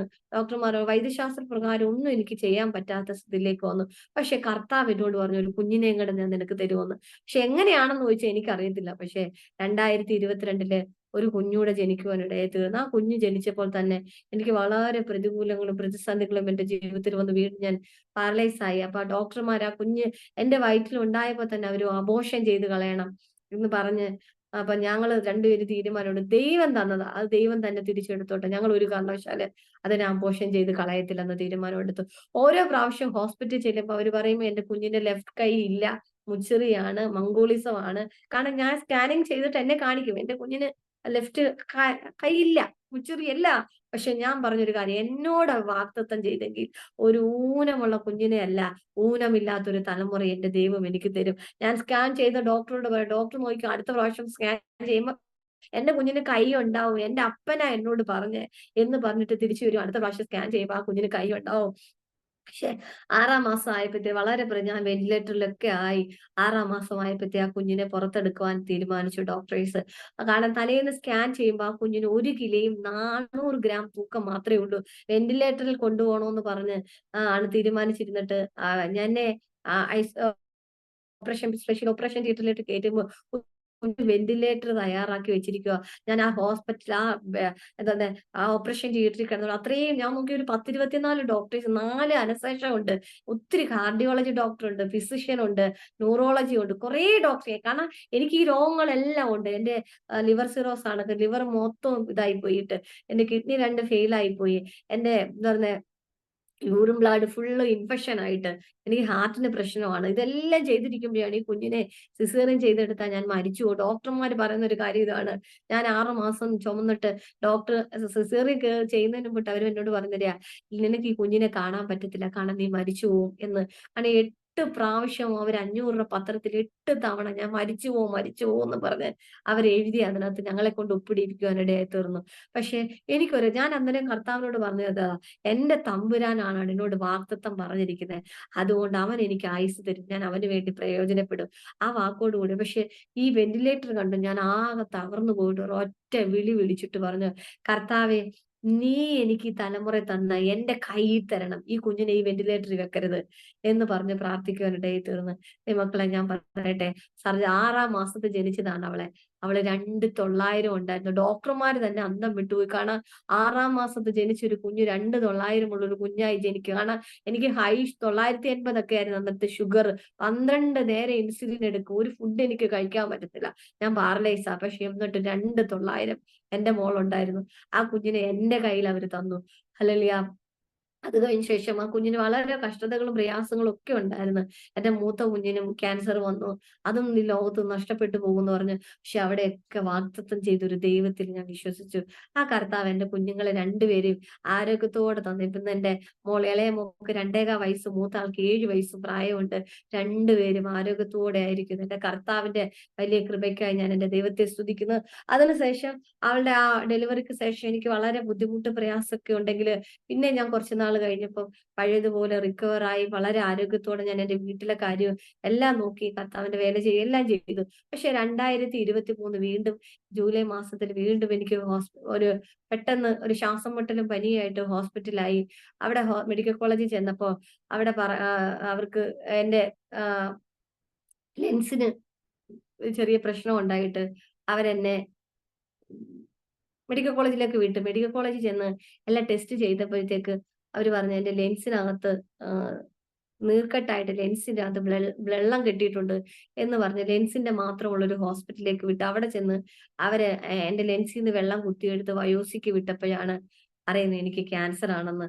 കാരണം ക്യാൻസർ 4th സ്റ്റേജിലേക്ക് എത്തിക്കഴിഞ്ഞു. കാരണം ഒരുപാട് വർഷം കൊണ്ട് എനിക്ക് ക്യാൻസർ ആണ്. ഞങ്ങൾക്കത് അറിയത്തില്ലായിരുന്നു. അപ്പൊ അവര് പറയുന്ന ഒരു കാര്യം ഇതാണ്: നിങ്ങളുടെ ഓരോ സിംറ്റങ്ങളും നിങ്ങൾക്ക് എന്താ ഇതുകൊണ്ട് അറിയാഞ്ഞിരുന്നേ? നിങ്ങൾക്ക് നേരത്തെ ക്യാൻസർ ആയിരുന്നു. നിങ്ങൾ എന്താ മനസ്സിലാക്കാഞ്ഞെന്ന് ചോദിച്ചു. അപ്പോഴും ഞങ്ങളാകെ വണ്ടറടിച്ചിരിക്കുക. കാരണം ഈ ക്യാൻസർ എന്ന് പറയുന്ന അസുഖം എനിക്കുണ്ടെന്ന് അതുവരെ ഞങ്ങൾക്ക് അറിയത്തില്ല. പക്ഷെ ഇതിനുള്ള ചികിത്സകളെല്ലാം അവര് ചെയ്യുന്നുണ്ടായിരുന്നു. ഇതിനിടയിൽ ഒരു 3,00,000 രൂപയുടെ ഒരു ഇഞ്ചക്ഷൻ ഒക്കെ എനിക്ക് എടുക്കുവാനിടയായി തീർന്നു. പക്ഷെ ആ സമയത്ത് ആ റിപ്പോർട്ട് എന്റെ കയ്യിൽ കിട്ടിയപ്പോ ഞാൻ പാരലൈസാ. പക്ഷെ ഞാൻ പറഞ്ഞ ഒരൊറ്റ കാര്യമാണ്: ജൂലൈ 24 അന്ന് എനിക്ക് വയസ്സ് 34 വയസ്സാവുക. അതെടുത്ത് കൈ വെച്ചിട്ട് ഞാൻ ഒരൊറ്റ കാര്യം പറഞ്ഞു: കർത്താവേ നന്ദി. ഈ റിപ്പോർട്ടിനായി നന്ദി. കാരണം ഇതെന്റെ നന്മയ്ക്കായിട്ട്, ഇതെന്റെ തിന്മയ്ക്കായിട്ടല്ല. ഇന്ന് എന്റെ ബർത്ത്ഡേ ആ. ഇതെന്റെ ഗിഫ്റ്റായിട്ട് എന്റെ അപ്പൻ എനിക്ക് തന്ന ബർത്ത്ഡേ ഗിഫ്റ്റായിട്ട് ഞാൻ പറയുവാണിത്. കാരണം അപ്പൻ മക്കൾക്ക് ഒരിക്കലും ദോഷത്തിനായിട്ട് ഒരു ഗിഫ്റ്റ് കൊടുക്കത്തില്ല. ഇതെന്റെ ജീവിതത്തിൽ നന്മയ്ക്കായിട്ട് തരുന്നു എന്ന് പറഞ്ഞ് ഞാൻ ദൈവസന്നിധിയിൽ അന്ന് ശരിക്കും പറഞ്ഞാ പ്രാർത്ഥിക്കുക. എന്റെ അച്ചാച്ചൻ കേട്ടിട്ടുണ്ട്. എന്റെ അച്ചാച്ചൻ അടക്കം വിചാരിച്ചു എനിക്ക് എവിടെയോ ഒരു പിടി വിട്ടുപോയി. കാരണം ക്യാൻസർ എന്ന് പറഞ്ഞ ഒരു റിസൾട്ട് അത് 4th സ്റ്റേജ് വന്നിട്ട് അതെടുത്തിട്ട് നന്ദി പറയാൻ പറ്റുന്നവർക്ക് ഭ്രാന്താ. അല്ലാതെ ഉള്ളവർക്കൊന്നും അത് പറയാൻ പറ്റത്തില്ല. അപ്പൊ എന്നെ ചികിത്സിച്ച ഡോക്ടർ പറഞ്ഞു എനിക്ക് ഇതെല്ലാം അവിടെ കേട്ടപ്പം മെന്റലിൽ എന്തോ പ്രശ്നം വന്നുന്ന് പറഞ്ഞ് അവരെന്നെ സൈക്കാട്രിസ്റ്റിന്റെ അടുത്ത് വിട്ടു. അവിടെ കൊണ്ട് ചെന്നിട്ട് പറഞ്ഞു, കാരണം ഇത്രയും പ്രശ്നമൊക്കെ ആയപ്പോഴത്തേക്ക് എനിക്ക് മെന്റൽ പ്രോബ്ലം ആയി. കാരണം ഡോക്ടർമാരോട് പറയും എനിക്കൊരു പ്രശ്നമില്ല, എനിക്കൊരു പ്രശ്നമില്ല. കാരണം ആ സമയത്ത് ടെസ്റ്റ് ചെയ്ത എല്ലാ റിസൾട്ടുകളും പോസിറ്റീവ് ആയിരുന്നു. അപ്പോഴാണ് ടെസ്റ്റ് ചെയ്ത് കാണും എന്റെ എനിക്ക് എൻഡോസ്കോപ്പി എടുത്തപ്പോഴത്തേക്ക് എന്റെ വയറ്റിൽ, അതായത് അന്നനാളം ഇതെല്ലാം കൂടെ ചേർന്ന് ഓജി ജംഗ്ഷൻ എന്ന് പറയുന്ന അവിടെ 38 സെന്റിമീറ്റർ വലിപ്പമുള്ള ഒരു മുഴയുണ്ട്. മലാശയ ക്യാൻസർ ഇതെല്ലാം 4th സ്റ്റേജ് കഴിഞ്ഞു. Brain tumour. ഇനി ചെയ്യാൻ ഇപ്പൊ തന്നെ ഈ ഇരിപ്പിൽ എനിക്ക് 9 സർജറി ചെയ്തു. എല്ലാം ചെയ്തു. ചെയ്യുന്നതെല്ലാം പോസിറ്റീവ് ആണ്. ഇനി എന്ത് ചെയ്യണോന്ന് അറിയാൻ വയ്യാതെ വളരെ ഭാരത്തോടെയൊക്കെ ആയിരുന്നെങ്കില്, പക്ഷെ ഞാൻ ഒന്ന് മാത്രം വിശ്വസിച്ചു: എന്റെ കർത്താവ് എനിക്ക് ആയുസ്സ് തരും. അങ്ങനെ അത് കഴിഞ്ഞ് ഒരു ക്യാൻസറിന്റെ മലാശയ ക്യാൻസർ സർജറി എല്ലാം കഴിഞ്ഞ് ഞാൻ വീട്ടിൽ ഇങ്ങനെ വിശ്രമിക്കുമ്പോഴാണ്, അതിന് ഈ 2023 ഞാന് ഹോസ്പിറ്റലായിരുന്ന ആ സമയത്ത് ഒരു മോളുമായിട്ട് പരിചയപ്പെടുവാനിടയായി തീർന്നു. ആ മോള് എനിക്കൊരു പാസ്റ്റർ നമ്പർ തന്നു. പാസ്റ്റർ നമ്പർ തന്നിട്ട് പറഞ്ഞു: ആന്റി പാസ്റ്റർ ഒന്ന് വിളിക്കണേന്ന്. കാരണം ഞാനാണെ ഈ പാസ്റ്റർമാരെ വിളിച്ച് സാലി ആന്റിക്ക് അറിയാം എല്ലാരെയും വിളിച്ച് പ്രാർത്ഥിക്കുകയും എടുക്കുകയും ചെയ്യുന്നുണ്ട്. ഈ പാസ്റ്റർമാരെ വിളിച്ച് വിളിച്ച് മടുത്തത് കൊണ്ട് ഞങ്ങള് അച്ചാച്ചൻ അല്ല ഞങ്ങളാരും അങ്ങനെ എന്തൊരു കാര്യം വന്നാലും പാസ്റ്റർമാരെ വിളിക്കാറില്ല. നമ്മള് പ്രാർത്ഥിച്ചാ മതിയല്ലോ എന്നുള്ള ആ ഒരു ചിന്തയിൽ ഇരിക്കുന്നതുകൊണ്ട് ഞാനേ പാസ്റ്ററെ വിളിച്ചില്ല. നമ്പർ കിട്ടിയിട്ട് ഒരാഴ്ചയായിട്ടും വിളിച്ചില്ല. പക്ഷെ ഞാൻ ഈ സർജറിക്ക്, ഈ ആ സർജറിക്ക് വേണ്ടി ഞാൻ ഉള്ള ഹോസ്പിറ്റലുകളിലെല്ലാം കേറി ഇറങ്ങിയിട്ട് ഒരു ഹോസ്പിറ്റലുകാരും എനിക്ക് അനസ്തേഷ്യ തരത്തില്ല. കാരണം എനിക്ക് അനസ്തേഷ്യ തന്നാ എനിക്ക് അറ്റാക്ക് വരാൻ സാധ്യതയുണ്ട്. ഞാൻ വീണ്ടും പാരലൈസ് ആയി പോയി. നട്ടെല്ലിൽ ഇങ്ങനെ പ്രശ്നം ഉള്ളതുകൊണ്ട്, നട്ടെല്ലിൽ ഒരു മുഴയുണ്ട്. ഇതൊന്നും ചെയ്തിട്ട് എനിക്ക് സർജറി ചെയ്യാൻ ഇനി പറ്റത്തില്ല. അപ്പൊ തന്നെ 7 സർജറി ആയി. ഇനി ഒന്നും ചെയ്യാൻ പറ്റത്തില്ല എന്ന് പറഞ്ഞിട്ട് എല്ലാ ഹോസ്പിറ്റലുകളിലും എന്നെ തള്ളിക്കളയും. ഞാൻ ലാസ്റ്റ് മടുത്തു. എല്ലാ ഹോസ്പിറ്റലുകളിലും കേറി ഇറങ്ങിയിട്ട് ഞാൻ ദൈവത്തോട് തീരുമാനം: ഇനി ഞാൻ സർജറി ചെയ്യുന്നില്ല. എനിക്ക് മടുത്തു. ഇനി എനിക്ക് സർജറി വേണ്ട. ഇങ്ങനെ മരിക്കുവാന്നേ മരിച്ചോട്ടെ എന്നുള്ള തീരുമാനത്തോടെ ഇരിക്കുമ്പം ഞാൻ ഒരു ദിവസം ചിന്തിച്ചു: ഈ പാസ്റ്ററെ ഒന്ന് വിളിക്കാം എന്ന് പറഞ്ഞിട്ട് ഞാൻ ആ പാസ്റ്ററെ വിളിച്ചു. വിളിച്ചിട്ട് ആ പാസ്റ്റർ എന്നോട് കുറച്ച് കാര്യങ്ങൾ പറഞ്ഞു. ദൈവ ഇതിലാ എന്നോട് പറഞ്ഞത്: കാരണം ഭാഗ്യവശാൽ നീ ബോബസിന്റെ വയലിലേക്ക് വന്നു എന്ന് പറഞ്ഞ ആ വാക്ക് കേൾക്കുകയും ഞാൻ വളരെ ഞാൻ എന്തിനാ കരയുന്നേന്ന് എനിക്കറിയത്തില്ല. ഭയങ്കരമായിട്ട് കരയാൻ തുടങ്ങി. ആ ദിവസങ്ങൾ മുതല് ആ ദേവദാസൻ എന്നോട് ദൈവത്തിന്റെ വചനം പറയാൻ തുടങ്ങി. ക്രിസ്തു ആരാ? അതുവരെ ഞാൻ ദൈവത്തെ, കർത്താവിനെ സ്നേഹിക്കുന്നെങ്കിലും ആ ക്രിസ്തുവിനെ നേടേണ്ടതിനാണ് ദൈവം എന്നെ ഈ കഷ്ടങ്ങളിലൂടെ നടത്തുന്നത്. അവനെ നേടിയെടുക്കണമെങ്കിൽ തന്നെത്താൻ ത്യജിച്ച് തന്റെ ക്രൂശെടുത്ത് എന്നെ അനുഗമിക്കുന്ന ഒരുത്തന് മാത്രമേ ക്രിസ്തുവിനെ നേടാൻ പറ്റത്തുള്ളൂ. കാരണം നമ്മുടെ ജീവിതത്തിൽ നമുക്ക് ഒരു പൊത്തുപൊരുത്ത് വിശ്വാസിയായിട്ട് പോകാൻ പറ്റും. പക്ഷെ അതുകൊണ്ട് നമുക്ക് ക്രിസ്തുവിനെ നേടാൻ പറ്റത്തില്ല.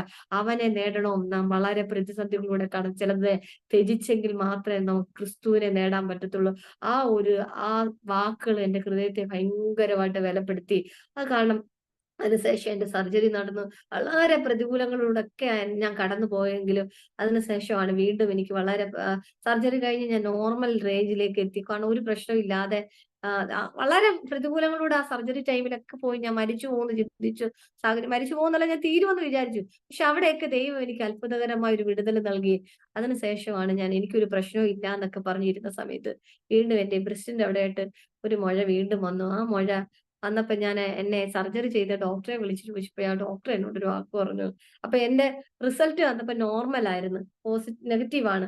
അപ്പൊ ക്യാൻസർ എന്ന് പറയുന്ന രോഗം എനിക്കില്ല. ആ ഒരു പ്രത്യാശയോടിരുന്നു. അപ്പൊ ആ ഡോക്ടറെ വിളിച്ച് ചോദിച്ചു, ഡോക്ടറെ എനിക്കിങ്ങനെ ഒരു അപ്പോയിന്റ്മെന്റ് വേണം. എനിക്കിങ്ങനെ ഒരു വഴിയുണ്ടെന്ന് പറഞ്ഞപ്പോ ആ ഡോക്ടർ എന്നോട് പറഞ്ഞു, ഷീബ, നിങ്ങളുടെ ഒരു റിസൾട്ട് ഒരു സെറം ടെസ്റ്റ് ചെയ്ത് അത് പോസിറ്റീവ് ആണ്. അത് 4th സ്റ്റേജും കഴിഞ്ഞിട്ടിരിക്കുക. എത്രയും പെട്ടെന്ന് കീമോ സ്റ്റാർട്ട് ചെയ്യണമെന്ന് പറഞ്ഞു. അത് കേട്ടതും സത്യം പറഞ്ഞാ എന്റെ ഉള്ള ബലമെല്ലാം നഷ്ടപ്പെട്ടു. ഞാൻ അച്ചാച്ചനോട് പറഞ്ഞു, അയ്യോ ഈ അസുഖം മാറിയെന്ന് പറഞ്ഞിട്ട് വീണ്ടും എന്നെ വിട്ടു പോയില്ലേ ഇത്. ഇത് പിന്നെ എനിക്കാണോന്ന് വളരെയധികം സങ്കടവും വേദനയും എനിക്ക് ഉണ്ടായെങ്കിലും പക്ഷെ ഈ ക്രിസ്തുവിന്റെ സ്നേഹം എന്നിലേക്ക് വന്നപ്പം ഞാൻ എനിക്കുള്ളതൊന്നും വലുതായിട്ട് എനിക്ക് തോന്നിയില്ല. അവൻ എന്നിലുണ്ടെങ്കിൽ പിന്നെ ഞാൻ എന്തിനാ ഭാരപ്പെടുന്നതെന്ന് ചിന്തിക്കുവാനിടയായിരുന്നു. വീണ്ടും സ്റ്റാർട്ട് ചെയ്തു. കീമോക്കെ എടുത്തോളം കണ്ടിന്യൂ ചെയ്തു. ആ സമയത്താണ് ഒരു ദിവസം വീട്ടിലിരുന്നപ്പോ ഞങ്ങള് മോളെയും കൊണ്ട് ഹോസ്പിറ്റലെല്ലാം പോയിട്ട് ഞാൻ തിരിച്ച് വീട്ടിൽ വന്നു. വീട്ടിലിരുന്ന ആ സമയത്ത് എനിക്ക് പെട്ടെന്ന് അന്ന് ഞാൻ കീമോ എല്ലാം കഴിഞ്ഞ് വന്നപ്പോഴത്തേക്ക് എനിക്ക് വൊമിറ്റിംഗ് ടെൻഡൻസി എല്ലാം ഉണ്ട്. പക്ഷെ എന്റെ മൂക്കിലൂടെ ബ്ലഡ് ഒരു 6 മണിയൊക്കെ ആയപ്പോഴത്തേക്ക് എന്റെ 2 മൂക്കിനകത്തൂടെ ബ്ലഡ് വരാൻ തുടങ്ങി. അപ്പൊ അച്ചാച്ചൻ എന്റെ അടുത്തില്ല. അപ്പൊ ഈ പാസ്റ്റർ വിളിച്ചിട്ട് ഞാൻ പാസ്റ്ററോട് പറഞ്ഞു. ആ പാസ്റ്റർ ആ സമയത്ത് വിളിച്ചപ്പോ ഞാൻ പറഞ്ഞു, ആ എന്താ പറയുന്നത്, ഞാൻ അപ്പാന്നാ പാസ്റ്ററെ വിളിക്കുന്നത്. അപ്പൊ എന്റെ മൂക്കിനകത്തൂടെ ബ്ലഡ് വരുന്നുണ്ടെന്ന് പറഞ്ഞു. ഞാനിതിങ്ങനെ ഫോട്ടോ എടുത്തിട്ട് കൊടുത്തു. അപ്പൊ ചോദിച്ചു, അതെന്താ ഇതുവരെ നിനക്കൊരു കുഴപ്പമില്ലായിരുന്നു, അത് കീമോടെ ആയിരിക്കും. ഞാൻ പറഞ്ഞു അറിയത്തില്ല എന്താണെന്ന്. പക്ഷെ ആ സമയം മുതൽ ആ ദൈവദാസന്റെ ഉള്ളില് എന്താന്നറിയത്തില്ല എനിക്ക് വേണ്ടി കരഞ്ഞ് പ്രാർത്ഥിക്കാനുള്ള ഒരു പ്രേരണ കൊടുത്തു. ഒരു 9, 9:30 ഞങ്ങള് കാണാ ആ ദിവസങ്ങളിലൊക്കെ നൈറ്റ് ഇരുന്ന് പ്രാർത്ഥിക്കുന്ന ഒരു ശീലം ഉണ്ടായിരുന്നു. അങ്ങനെ ആ പ്രാർത്ഥിക്കുന്ന ഒരു ആന്റിയെ വിളിച്ചു. എനിക്ക് തീരെ സംസാരിക്കാൻ 9 മണിയൊക്കെ ആയപ്പോഴത്തേക്ക് എനിക്ക് സംസാരിക്കാൻ പറ്റുന്നില്ല. എന്റെ ശരീരം എല്ലാം കുഴഞ്ഞു പോവാ. ഞാൻ പിന്നെ ബ്ലഡ് വൊമിറ്റ് ചെയ്യാൻ തുടങ്ങി. ഭയങ്കരമായിട്ട് ബ്ലഡ് വൊമിറ്റ് ചെയ്യുക. അതെല്ലാം കഴിഞ്ഞ് ഒരു 10 മണി ആയപ്പോഴത്തേക്ക് അച്ചാച്ചനും ഉണ്ട്, 2 കുഞ്ഞുങ്ങളും ഉണ്ട്. ആ സമയമായപ്പം ഞാൻ പ്രാർത്ഥിച്ചുകൊണ്ടിരിക്കുക. ആന്റി വിളിച്ച് പ്രാർത്ഥിച്ചുകൊണ്ടിരിക്കുക. അപ്പൊ ആന്റി എന്നോട് പറഞ്ഞു, ഷീബയ്ക്ക് വൈകി ഫോൺ വെച്ചു. അപ്പൊ ഞാൻ പറഞ്ഞു, വേണ്ട ആന്റി, ആന്റി ഫോൺ വെക്കണ്ട. ഇതിൽ കണക്ട് ചെയ്ത് ഞാൻ ഇവിടെ കിടന്ന് പ്രാർത്ഥിച്ചോളാം എന്ന് പറഞ്ഞു. ഞാൻ ഇങ്ങനെ അന്യഭാഷയെ പ്രാർത്ഥിച്ചുകൊണ്ടിരിക്കുക. പക്ഷെ എന്റെ വാക്കുകൾ പുറത്തേക്ക് വരുന്നില്ല. എന്റെ ശരീരം മൊത്തം കുഴഞ്ഞു പോവുക. അപ്പൊ തന്നെ പാസ്റ്ററെ കണക്ട് ചെയ്ത് അപ്പുറത്തെ പാസ്റ്ററും ഉണ്ട്. പക്ഷെ അച്ചാച്ചൻ എന്റെ അടുത്ത് അച്ചാച്ചാന്ന് വിളിച്ചത് എനിക്ക് ഓർമ്മയുണ്ട്. ആ സമയം ഞാനങ്ങ് കുഴഞ്ഞു പോയി. പാസ്റ്റർ ചോദിക്കുന്നുണ്ട്, പ്ലസിനെ അവൾക്ക് ഷീബയ്ക്ക് പൾസ് ഉണ്ടോ, ബിപി ഉണ്ടോ, ഇതൊക്കെ ചോദിക്കും. അച്ചാച്ചൻ പറഞ്ഞു ഒന്നുമില്ല പാസ്റ്ററെ എന്ന് പറഞ്ഞു. ആ രാത്രിയിൽ ആശുപത്രി കൊണ്ടുപോകാന്ന് പറഞ്ഞപ്പോ ഞാൻ കുറച്ച് കഴിഞ്ഞ് കണ്ണു തുറന്ന് ഡോക്ടറെ വിളിച്ച് ചോദിച്ചപ്പോ ഡോക്ടർ പറഞ്ഞ് എക്കോസ്പിരിൻ എടുക്കാൻ പറഞ്ഞു. ഹാർട്ടിന് ഇതായിരിക്കും. ഞാൻ കഴിച്ചുകൊണ്ടിരിക്കുക, അത് കഴിക്കാൻ പറഞ്ഞു. അന്നേരം വാർഫാരിൻ എടുക്കുന്നുണ്ട്, കാരണം അതെല്ലാം നമുക്ക് കുഴപ്പമില്ല, മാറുമായിരിക്കും എന്ന് പറഞ്ഞു. പിറ്റേന്ന് രാവിലെ ഹോസ്പിറ്റലിൽ പോകാന്ന് പറഞ്ഞ് ഞങ്ങൾ പിറ്റേന്ന് അടുത്തുള്ള ഒരു ഹോസ്പിറ്റലിൽ കൊണ്ടുപോയി. അവർക്കൊരു സംശയം തോന്നിട്ട് അവര് പറഞ്ഞ് ഒരു സ്കാൻ ചെയ്യാന്ന് പറഞ്ഞു. അങ്ങനെ അതെടുത്ത് സ്കാൻ ചെയ്ത് നോക്കിയപ്പോഴാണ് മനസ്സിലായത് എനിക്ക് മേജർ 3 അറ്റാക്ക് വന്നു രാത്രിയില്. മേജർ 3 അറ്റാക്ക് വന്നിട്ട് സത്യം പറഞ്ഞാ എനിക്ക് ഇന്നും ഓർക്കാം. ഒരു മേജർ 3 അറ്റാക്ക് വന്ന ഒരു വ്യക്തി വീട്ടില് ഒരു ഇതും തരാതെ ദൈവം അതിന്. പക്ഷെ ഞാൻ ഹോസ്പിറ്റലിൽ അഡ്മിറ്റ് ആയി. ആ മേജർ അറ്റാക്കിൽ എനിക്ക് ഒരു സംഭവം നടന്നു. എന്റെ ഹാർട്ടിനകത്തോട്ടുള്ള ഒരു വെയിൻ പൊട്ടിയിട്ട് അതിനകത്തുള്ള ബ്ലീഡിങ്, ഇന്റേണൽ ബ്ലീഡിങ് ലെൻസിലോട്ടൊക്കെ സ്പ്രെഡ് ആയിട്ട് എന്റെ ലെൻസിലെല്ലാം നീർക്കെട്ട് തുടങ്ങി. കണ്ടമാനം ബ്ലഡ് വൊമിറ്റ് ചെയ്യുക. പെട്ടെന്ന് അവര് MRI എടുത്തിട്ട് എമർജൻസി ആയിട്ട് ശ്രീചിത്രയെ വിട്ടിട്ട് പറഞ്ഞു അതിനൊരു ക്യാപ്പ് ഇട്ട് ഇത് അടയ്ക്കണം, ഇതിൽ നിന്ന് ബ്ലീഡ് ചെയ്യുന്നുണ്ട്. കാരണം ബ്ലീഡ് ചെയ്യുന്നതിന്റെ HP ഞാൻ ഹോസ്പിറ്റലിൽ ചെല്ലുമ്പോ 13.15 എന്റെ HP. അത് പെട്ടെന്ന് കുറഞ്ഞ് അത് 7 ആയി, 5 ആയി. മാക്സിമം 5 വരെ ഡോക്ടർ ആന്റി ഇരിപ്പുണ്ട്. ആന്റിക്കറിയാം. മാക്സിമം 5 വരെയൊക്കെ അവര് ബ്ലഡ് ഇടാതെ എങ്ങനെ 5 കഴിഞ്ഞാൽ പിന്നെ നമുക്ക് ബ്ലഡ് ഇടാതെ പിന്നെ പറ്റത്തില്ല.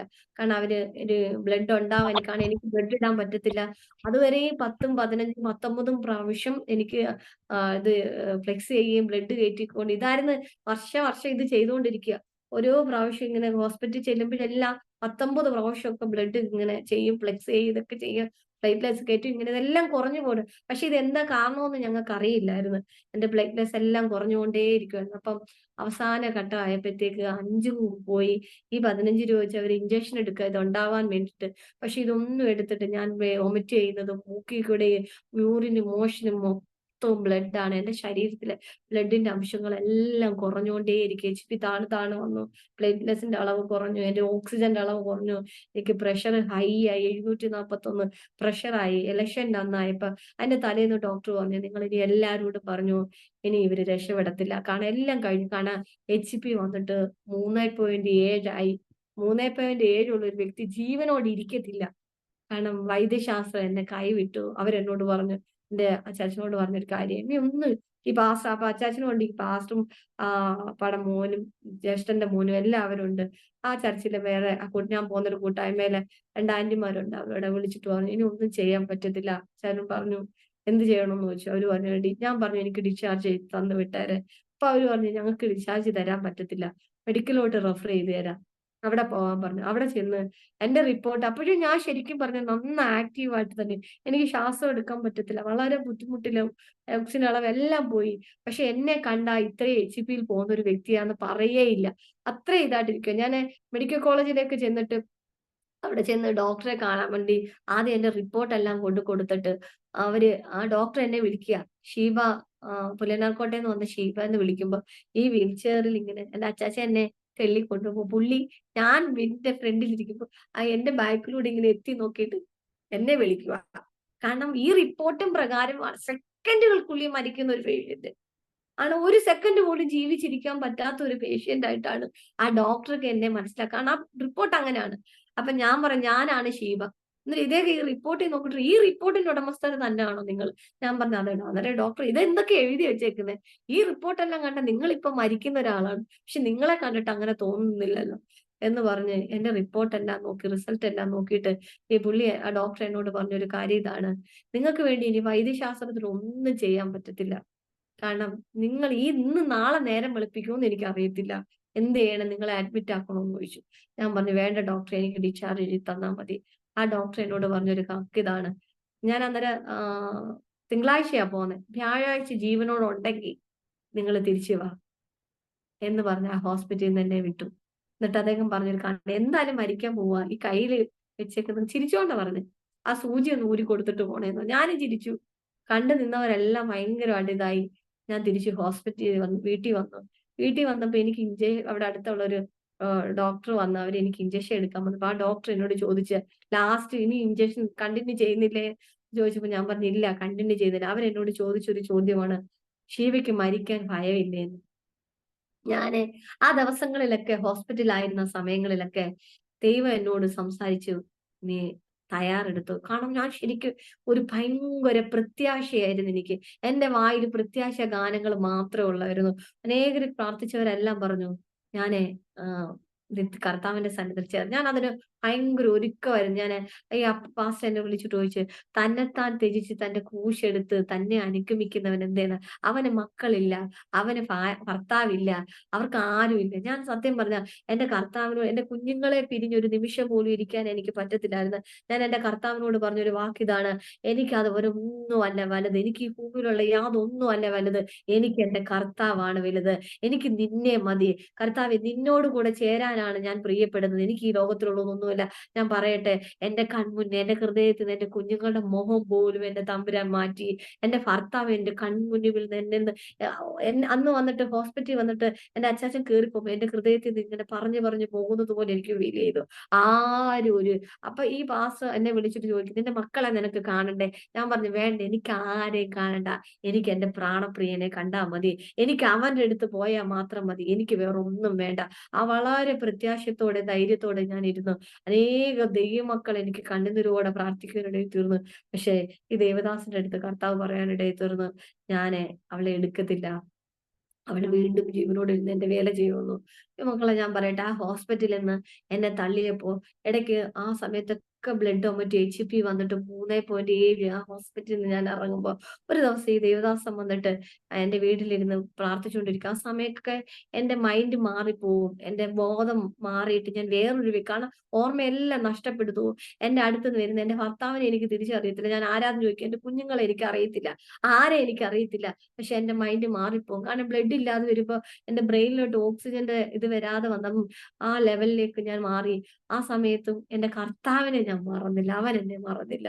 ആ തമ്പുരാന്റെ കൂടെ ഇരുന്ന് അതിനുശേഷം എന്റെ ആമാശയത്തിലുള്ള മുഴ പൊട്ടുവാനിടയായി തീർന്നു. അത് പൊട്ടിയിട്ട് എന്റെ ഫുള്ള് ഇൻഫെക്ഷൻ ആയിട്ട് എനിക്കൊരു തുള്ളി വെള്ളം പോലും കുടിക്കാൻ പറ്റത്തില്ല, ഭക്ഷണം കഴിക്കാൻ പറ്റത്തില്ല. അസഹ്യമായി മരണവേദന. ഓരോ ദിവസവും ഞാൻ വേദനയോടെ എന്റെ ജീവിതം തള്ളി നിൽക്കുക. ആ സമയങ്ങളിലൊക്കെ 1ഉം 2ഉം 3ഉം പ്രാവശ്യം എനിക്ക് അറ്റാക്ക് വരും. ആദ്യമൊക്കെ വരും, ഇവിടെ വരുമ്പോ ഹോസ്പിറ്റലിലൊക്കെ കൊണ്ടുവന്നേക്കും. പിന്നെ അതൊന്നുമില്ല. കാരണം ഈ ബ്ലഡ് ഇങ്ങനെ പൊക്കോണ്ടിരിക്കുക. HB ഒരു കാരണവശാലും HB ഞങ്ങള് ടെസ്റ്റ് ചെയ്യുമ്പോൾ ഒന്നും HB കൂടുന്നില്ല. വളരെ പ്രതികൂലത്തിലൂടെ പോയി. അപ്പൊ ഡോക്ടർ ഈ ബ്രെയിൻ ട്യൂമർ സർജറി ചെയ്യാന്നൊക്കെ പറഞ്ഞു. പക്ഷെ ഒരു ദിവസം 7 പ്രാവശ്യം എനിക്ക് വിക്സ് വന്നു.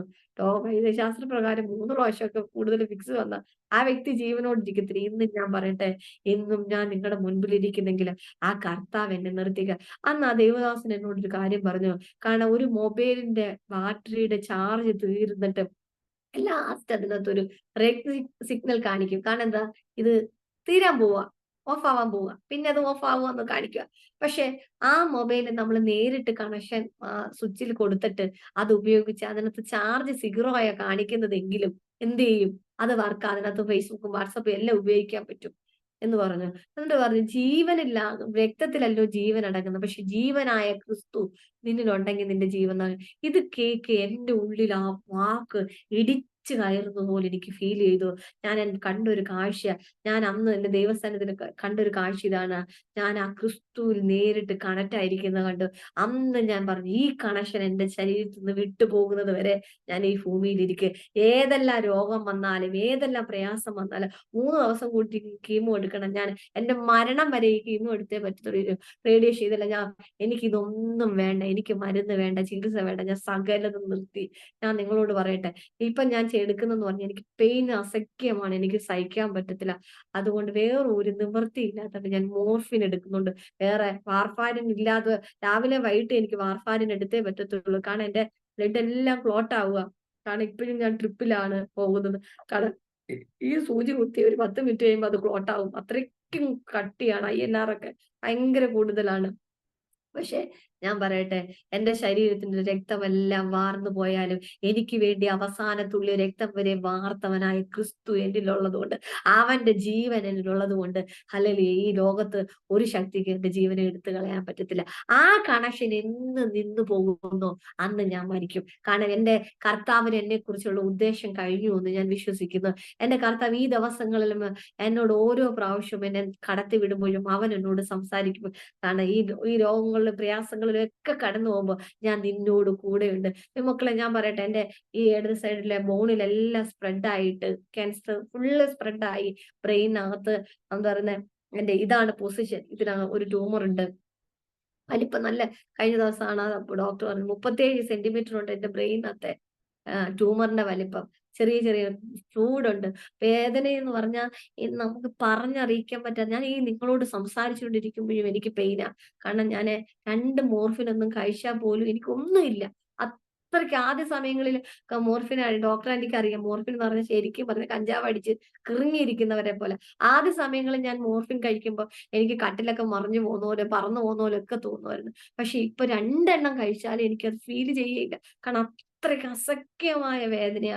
ഓരോ നിമിഷം എന്റെ ഈ വെയിന് കൈയുടെ ഈ ഭാഗങ്ങളിലൊക്കെ നരമ്പുകളെല്ലാം പൊട്ടിയിട്ട് ചെറിയ ചെറിയ പൊട്ടിയിട്ട് അവിടെ മൊത്തം കരിനീല കളറിലാവുമായിരുന്നു.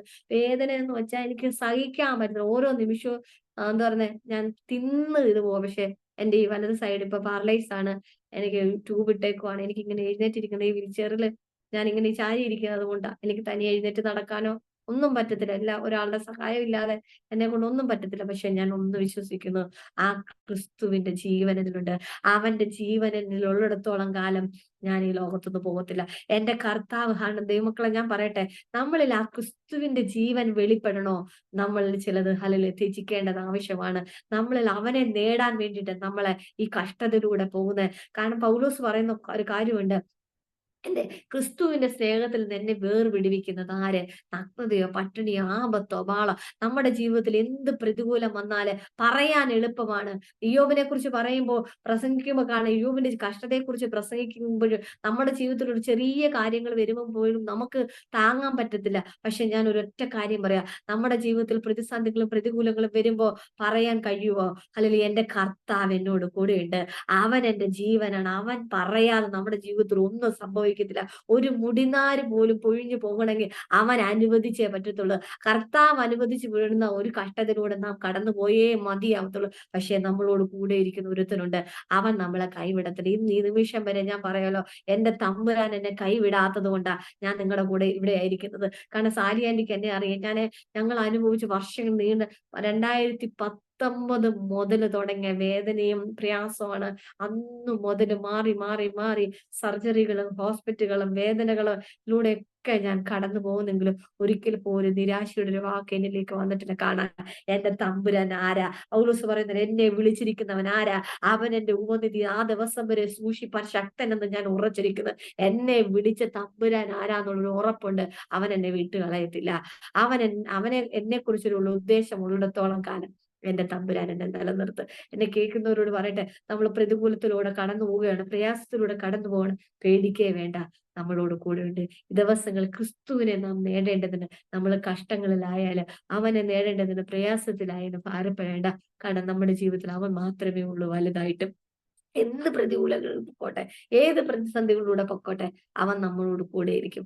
ഇപ്പൊ 4 മാസമായി അച്ചാച്ചൻ ഇപ്പൊ ഗൾഫിന്റെ പ്രദേശത്താ. ശരിക്കും പറഞ്ഞ അച്ചാച്ചൻ ആ പോയ സമയങ്ങളിലൊക്കെ ഞാൻ ചിന്തിച്ചു, ഭർത്താവ് എന്റെ കാര്യം എങ്ങനെയാവും? കാരണം അച്ചാച്ചൻ ഇല്ലാതെ എന്റെ കാര്യങ്ങൾ നടത്താൻ പിന്നെ വേറെ ആരും ഇല്ല.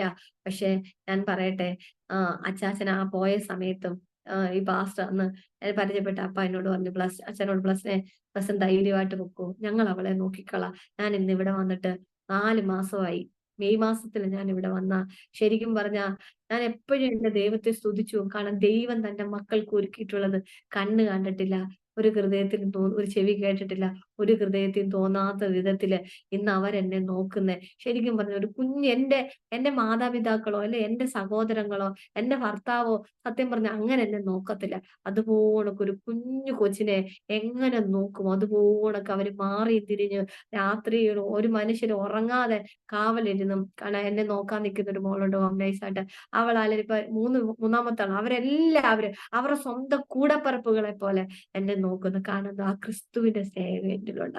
അവൻ എന്നെ സ്നേഹിക്കുന്നത് കൊണ്ടാ, എന്റെ തമ്പുരാൻ എന്നെ സ്നേഹിക്കുന്നുണ്ട് അവർക്കും എന്നെ സ്നേഹിക്കാൻ പറ്റുന്നത്. കാരണം ദൈവമക്കളെ, നമ്മളെ അല്ലെങ്കിൽ ഒരു വ്യക്തിയെങ്കിലും സ്നേഹിക്കണോ, അവൻ നമ്മളെ സ്നേഹിച്ചേ പറ്റത്തുള്ളൂ. അവന്റെ സ്നേഹം ഇല്ലെങ്കിൽ നമുക്ക് പറ്റത്തില്ല. ആ തമ്പുരാൻ എന്നെ നടത്തുന്ന അപ്പന്റെ വലിയ കൃപയ്ക്കായി ഞാൻ എന്റെ ദൈവത്തെ നന്ദി പറയുന്നു. ഹല്ലേലൂയ. നിങ്ങളുടെയൊക്കെ അനേക ദൈവമക്കളുടെ പ്രാർത്ഥനയും അല്ലെ സപ്പോർട്ടുമാണ് ഇന്ന് ഞങ്ങൾ നിൽക്കുന്നത്. വീണ്ടും ദൈവം ഞങ്ങളെ ഓർത്ത് പ്രാർത്ഥിക്കുക.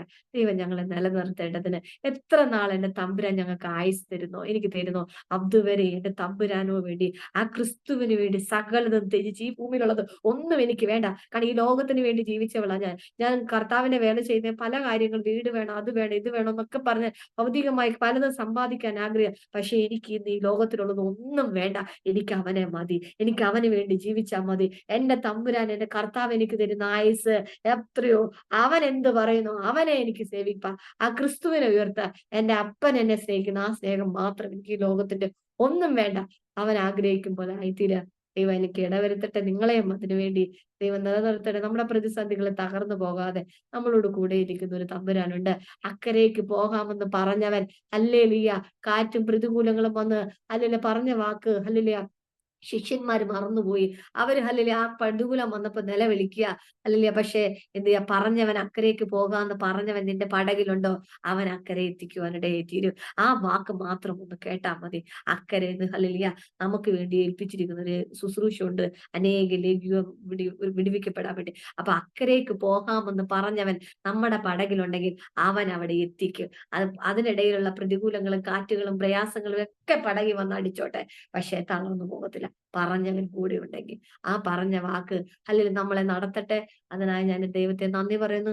ഈ അവസരം അനുവദിച്ചു തന്ന പ്രിയ ആന്റിമാരോടും എന്നെ കേട്ടിരുന്ന പ്രത്യേകിച്ച് സാലി ആന്റിയോടും എല്ലാവരും കർത്താവ് യേശുക്രിസ്തുവിന്റെ നാമത്തിൽ എന്റെ നന്ദി അറിയിക്കുന്നു. വീണ്ടും എന്റെ കുടുംബത്തെയും അച്ഛനെയും 2 മക്കളെയും ഓർത്ത് പ്രാർത്ഥിക്കുക എന്ന് പറഞ്ഞുകൊണ്ട് ദൈവസന്നിധിയിരിക്കുന്നു. God bless you. ദൈവത്തിന്റെ നാമത്തിന് മഹത്വം ഉണ്ടാകട്ടെ. സ്തോത്രം. 10 മിനിറ്റ് പോലും പ്രസംഗിക്കാനുള്ള സാഹചര്യം കിട്ടത്തില്ല എന്ന് വിശ്വസിക്കാം. ഈ സ്തോത്രം. കുറച്ച് ഇനി ഞാൻ പ്രസംഗിക്കണമെന്നില്ല. സ്തോത്രം. എങ്കിലും സ്തോത്ര കഥാവ് സഹായിക്കട്ടെ. ഈ കുറച്ചു മുമ്പ് വരെയും ആള് ബോധാവസ്ഥയിൽ ആയിരുന്നില്ല. ഞാന് സാലിയാൻറ്റി വിളിച്ച് ഞാൻ എല്ലാം റെഡിയാക്കി എല്ലാം പ്രിപ്പയർ ചെയ്ത് വെച്ചിട്ട് വിളിക്കുന്ന സമയത്തും ആള് നല്ല ബോധത്തിലല്ല. സ്തോത്രം. പക്ഷേ കർത്താവ് ബലപ്പെടുത്തിയ ദൈവത്തിന് വിശ്വസിക്കായി സ്തോത്രം. എത്ര മണി വരെ പോകാമെന്ന് പറയാമോ ആന്റി? 6:30. 6:30. Okay okay. ഇപ്പൊ ഇവിടെ 4:42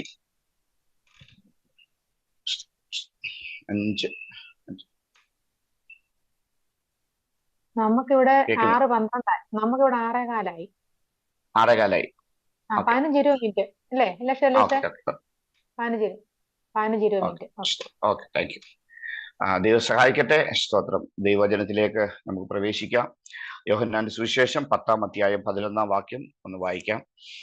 മേലിൽ നിന്ന് കിട്ടിയില്ല എങ്കിൽ എന്റെ മേൽ നിനക്ക് ഒരു അധികാരവുമില്ല. എല്ലാ കണ്ണുകളും ദൈവസ്ഥലം ഒരു നിമിഷം അടച്ച് ഹല്ലേലൂയ സ്തോത്രം. നമ്മൾ അനുഗ്രഹിക്കപ്പെട്ട സാക്ഷ്യം കേൾക്കുവാണ്ടിയായി ചുരുങ്ങിയ സമയം കൊണ്ട് ദൈവാത്മാവ് നമ്മുടെ ഹൃദയങ്ങളോട് സംസാരിക്കുവാൻ ഹല്ലേലൂയ സ്തോത്രം. മരണകരമായ യാതൊരു കടിച്ചാലും നിനക്ക് ഹാനി വരികയില്ല എന്ന വചനം പറയുന്നത്. ഹല്ലേലൂയ സ്തോത്രം സ്തോത്രം സ്തോത്രം. യേശു ജീവിക്കുന്നതിനാൽ ഞാനും ജീവിക്കുന്നുള്ളവർ കടൽ ശബ്ദയോട്ടി കർത്താവിനെ സ്തുതിച്ചാട്ടെ. യേശു ജീവിച്ചില്ലായിരുന്നുവെങ്കിൽ ഹല്ലേലൂയ സ്തോത്രം ഇന്ന് ഞാൻ പ്രസംഗിക്കുന്നത് സ്തോത്രം ഈ ഷീബയുടെ മരണകരമായ അവസ്ഥയിൽ കൂടി പോയ സാക്ഷ്യത്തിനും ഹല്ലേലൂയ സ്തോത്രം നമ്മുടെ ഒന്നിനും ഒരു വിലയില്ലായിരുന്നു. പക്ഷെ എന്നാൽ എന്റെ യേശു ജീവിക്കുന്നതിനാൽ ഞാൻ ജീവിക്കുന്നു. ഓ റാബാന ശാന്താമാമ അല്പസമയം ആദരന്തരത് എല്ലാവരും സ്തുതിച്ചാട്ടെ. ഹാ റാമാനെ ശാന്തിനാമാന ഹാഡാരാബാബ അർത്ഥാമാമ ബബാബാബ ആയിരിക്കുന്ന സ്ഥാനങ്ങളുടെ ദൈവസ്ഥാനത്തിന്റെ വലിയ ചലനം. ഓ റാമാമാമ ബബാബാബ ഏത് സാഹചര്യത്തിലായിരിക്കുന്നു അവിടെ എല്ലാം ചില വ്യക്തികളെ ദൈവാത്മാവ് തൊടട്ടെ. ഓ റീബാന ശാന്താമാമ സുവിശേഷം 19:11 ഇപ്രകാരം കാണുന്നു. മേലിൽ നിന്ന് കെട്ടി ഇല്ല എങ്കിൽ എന്റെ മേൽ നിനക്ക് ഒരധികാരവുമില്ല. ഹല്ലേലൂയ ഒന്ന് കരയുയർത്തി പറയാമോ? മേലിൽ നിന്ന് കിട്ടിയില്ല എങ്കിൽ എന്റെ മേൽ പിശാചേ നിനക്ക് ഒരു അധികാരവുമില്ല. ഹല്ലേലൂയ സ്തോത്രം. ഇവിടെ യേശു പീലാത്തോസിനോട് പറയുന്ന കാര്യമാണെന്നുള്ളത് നമുക്ക് അറിയാം എന്ന് ഞാൻ വിശ്വസിക്കുന്നു. സ്തോത്രം. ഹല്ലേലൂയ. വേഗത്തിൽ ഞാൻ കടന്നു പോവുകയാണ്. യെശയ്യാപ്രവചനം 6:2-3 വാക്യങ്ങൾ ഒന്ന് വായിച്ചാൽ നന്നായിരുന്നു. സ്തോത്രം. യെശയ്യാപ്രവചനം 6-ാം അധ്യായം 2-3 വാക്യങ്ങൾ.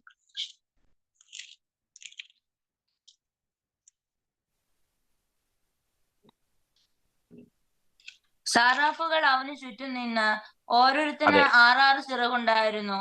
2 കൊണ്ട് അവർ മുഖം മൂടി, 2 കൊണ്ട് കാൽ മൂടി, 2 കൊണ്ട് പറന്നു. ഒരുത്തനോട് ഒരുത്തൻ, സൈന്യങ്ങളുടെ യഹോവ പരിശുദ്ധൻ പരിശുദ്ധൻ പരിശുദ്ധൻ, സർവ്വഭൂമിയും അവന്റെ മഹത്വം കൊണ്ട് നിറഞ്ഞിരിക്കുന്നു എന്ന് ആർത്തു പറഞ്ഞു.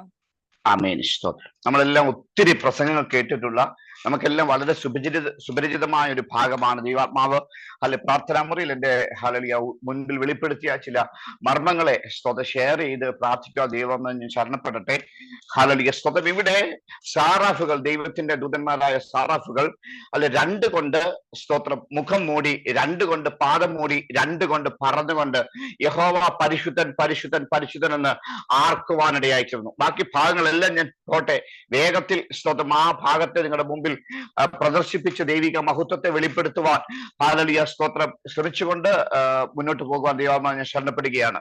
ഇവിടെ സ്തോത്രം സാറാഫുകളിൽ ഒരാള് സ്തോത്രം 2 കൊണ്ട് സ്തോത്രം മുഖം മൂടി, 2 കൊണ്ട് പാദം മൂടി, 2 കൊണ്ട് പറക്കുവാൻ വിചാരിച്ചിരുന്നു. 2 കൊണ്ട് മുഖം മൂടുക എന്ന് പറഞ്ഞാൽ മുഖം നിങ്ങൾ എന്റെ മുഖം കാണുന്നു, ഞാൻ സംസാരിക്കുന്നത് കേൾക്കുന്നു. ഞാൻ ഇത് വീഡിയോ ഓഫ് ചെയ്ത് കഴിഞ്ഞാൽ നിങ്ങൾക്ക് ഇത്ര ഒരു എഫക്റ്റ് കിട്ടത്തില്ല അല്ലേ? സ്തോത്രം. നമ്മളെല്ലാം മാക്സിമം വീഡിയോ ഓൺ ചെയ്യാൻ പറ്റുന്നവരൊക്കെ ഓൺ ചെയ്തിരിക്കുന്നുണ്ട്. സ്തോത്രം. അപ്പോൾ നമ്മൾ മുഖം കണ്ട് ഹല്ലേലൂയ സ്തോത്രം ഈ ശുശ്രൂഷ ചെയ്യുമ്പോൾ നമുക്ക് പ്രത്യേക ഒരു കേൾക്കുന്നവർക്കും പറയുന്നവർക്കും ഒക്കെ ഒരു പ്രത്യേക സ്തോത്രം ഒരു എനർജിയാണ്. കാര്യം എന്റെ വ്യക്തിത്വത്തെ ഞാൻ പ്രദർശിപ്പിക്കുന്നു. സ്തോത്രം. അവിടെ പ്രദർശിപ്പിക്കുവാൻ കഴിയുന്ന വ്യക്തികൾ അവരുടെ വ്യക്തിത്വത്തെ പ്രദർശിപ്പിക്കുന്നു. ഇവിടെ ഹല്ലേലൂയ സ്തോത്രം ആ ദൂതന്മാർ അവരുടെ സ്തോത്രം മുഖത്തെ മറയ്ക്കുകയാണ്. എന്തുകൊണ്ടാ? ചിറകുകൊണ്ട്. ഹല്ലേലൂയ. അവർക്ക് ഉയരത്തിലേക്ക്, വളരെ ഉയരത്തിലേക്ക് പറക്കുവാൻ കഴിയുന്ന ആ 2 ചിറകുകൊണ്ട് അവർ മുഖത്തെ മറയ്ക്കുകയാണ്. കാര്യം അവരുടെ വ്യക്തിത്വത്തെ അവർ മറയ്ക്കുകയാണ്. കാല് രണ്ടും മറയ്ക്കുവാനിടയായിച്ചിരുന്നു. ഹല്ലേലൂയ സ്തോത്രം. ഈ കാല് മറയ്ക്കുമ്പോൾ അവരുടെ പദവിയെ അവർ മറയ്ക്കുകയാണ്. സ്തോത്രം. അവരുടെ മുഖം അവർക്ക് വിഷയമല്ല, അവരുടെ വ്യക്തിത്വം അവർക്ക് വിഷയമല്ല, അവരുടെ 2 കാലുകൾ, അവരുടെ പദവികൾ അവർക്ക് വിഷയമല്ല. ഹല്ലേലൂയ. അവർക്ക് ഒറ്റ വിഷയമുള്ളൂ, യഹോവ പരിശുദ്ധൻ പരിശുദ്ധൻ. ഹല്ലേലൂയ സ്തോത്രം. ഇന്ന് അല്ലെങ്കിൽ കേൾക്കുന്ന ജനമേ, ഹല്ലേലൂയ സ്തോത്രം, സ്വർഗീയ മഹത്വത്തെ ഹല്ലേലൂയ വെളിപ്പെടുത്തുവാൻ ഹല്ലേലൂയ സ്തോത്രം നിന്റെ മുഖം ഹല്ലേലൂയ സ്തോത്രം പുറലോകം അറിയണമെന്നില്ല. ഹല്ലേലൂയ സ്തോത്രം നിന്റെ പദവി പുറലോകം അറിയണമെന്നില്ല, നിന്റെ സൗന്ദര്യം പുറലോകം അറിയണമെന്നില്ല. ഹല്ലേലൂയ സ്തോത്രം നിന്റെ യാതൊരു ബാങ്ക് ബാലൻസോ നിന്റെ യാതൊരു കഴിവുകളോ പുറം ലോകം അറിയണമെന്നില്ല. ഹല്ലേലൂയ സ്തോത്രം. വിടിവിച്ച ദൈവത്തെ ഉയർത്തുവാൻ യാതൊരു ഹല്ലേലൂയ പ്രതികൂല സാഹചര്യങ്ങൾക്ക് നിന്നെ മാറ്റി നിർത്തുവാൻ കഴിയില്ല. നിന്റെ ഹൃദയത്തിന്റെ അന്തർഭാഗത്ത് യഹോവ പരിശുദ്ധനാണെന്നുള്ള ഉത്തമ ബോധ്യം നിന്നെ ഭരിക്കുവാൻ ഇടയായി ചേർന്ന ആ പരിശുദ്ധന്റെ സന്നിധി എത്തിച്ചേരണമെന്ന അറിയാത്ത അല്ലെങ്കിൽ അകത്തളത്തിൽ അറിയാത്തൊരു വാഞ്ച നിന്റെ അന്തരാത്മാവിൽ പ്രവേശിക്കുവാൻ ഇടയായി ചേർന്നാൽ അല്ലെങ്കിൽ നിന്റെ അകത്തളത്തിലെ ജീവൻ അല്ലെങ്കിൽ പുതുകി വരുവാൻ ഇടയായി ചേരും. നിന്റെ അകത്ത മനുഷ്യൻ ശക്തിയോടെ പുറത്തു വരുവാൻ ഇടയായി ചേരും. ഈ ലോകത്തിലെ സ്ഥാനമാനങ്ങളോ ഈ ലോകത്തിൽ എന്തെങ്കിലും പദവികളോ ഈ ലോകത്തിലെ വ്യക്തിബന്ധങ്ങളോ ഒക്കെ ഇവിടെ നഷ്ടമായി പോകുമ്പോൾ 6 അടി മണ്ണിൽ ഒതുക്കപ്പെടുമ്പോൾ 2000 വർഷങ്ങൾക്ക് മുമ്പ് ഒരുവൻ കാൽവറി കൊലമരത്തിൽ നമുക്ക് വേണ്ടി തകർക്കപ്പെടുവാൻ ഇടയായി ചേർന്നപ്പോൾ അവൻ പറഞ്ഞത്, ലോകാവസാനത്തോളം എല്ലാ നാളും ഞാൻ നിങ്ങളോട് കൂടെ ഉണ്ടെന്നാ. ആളില്ലേ വേറൊന്നും പറഞ്ഞില്ല ദൈവമക്കളെ.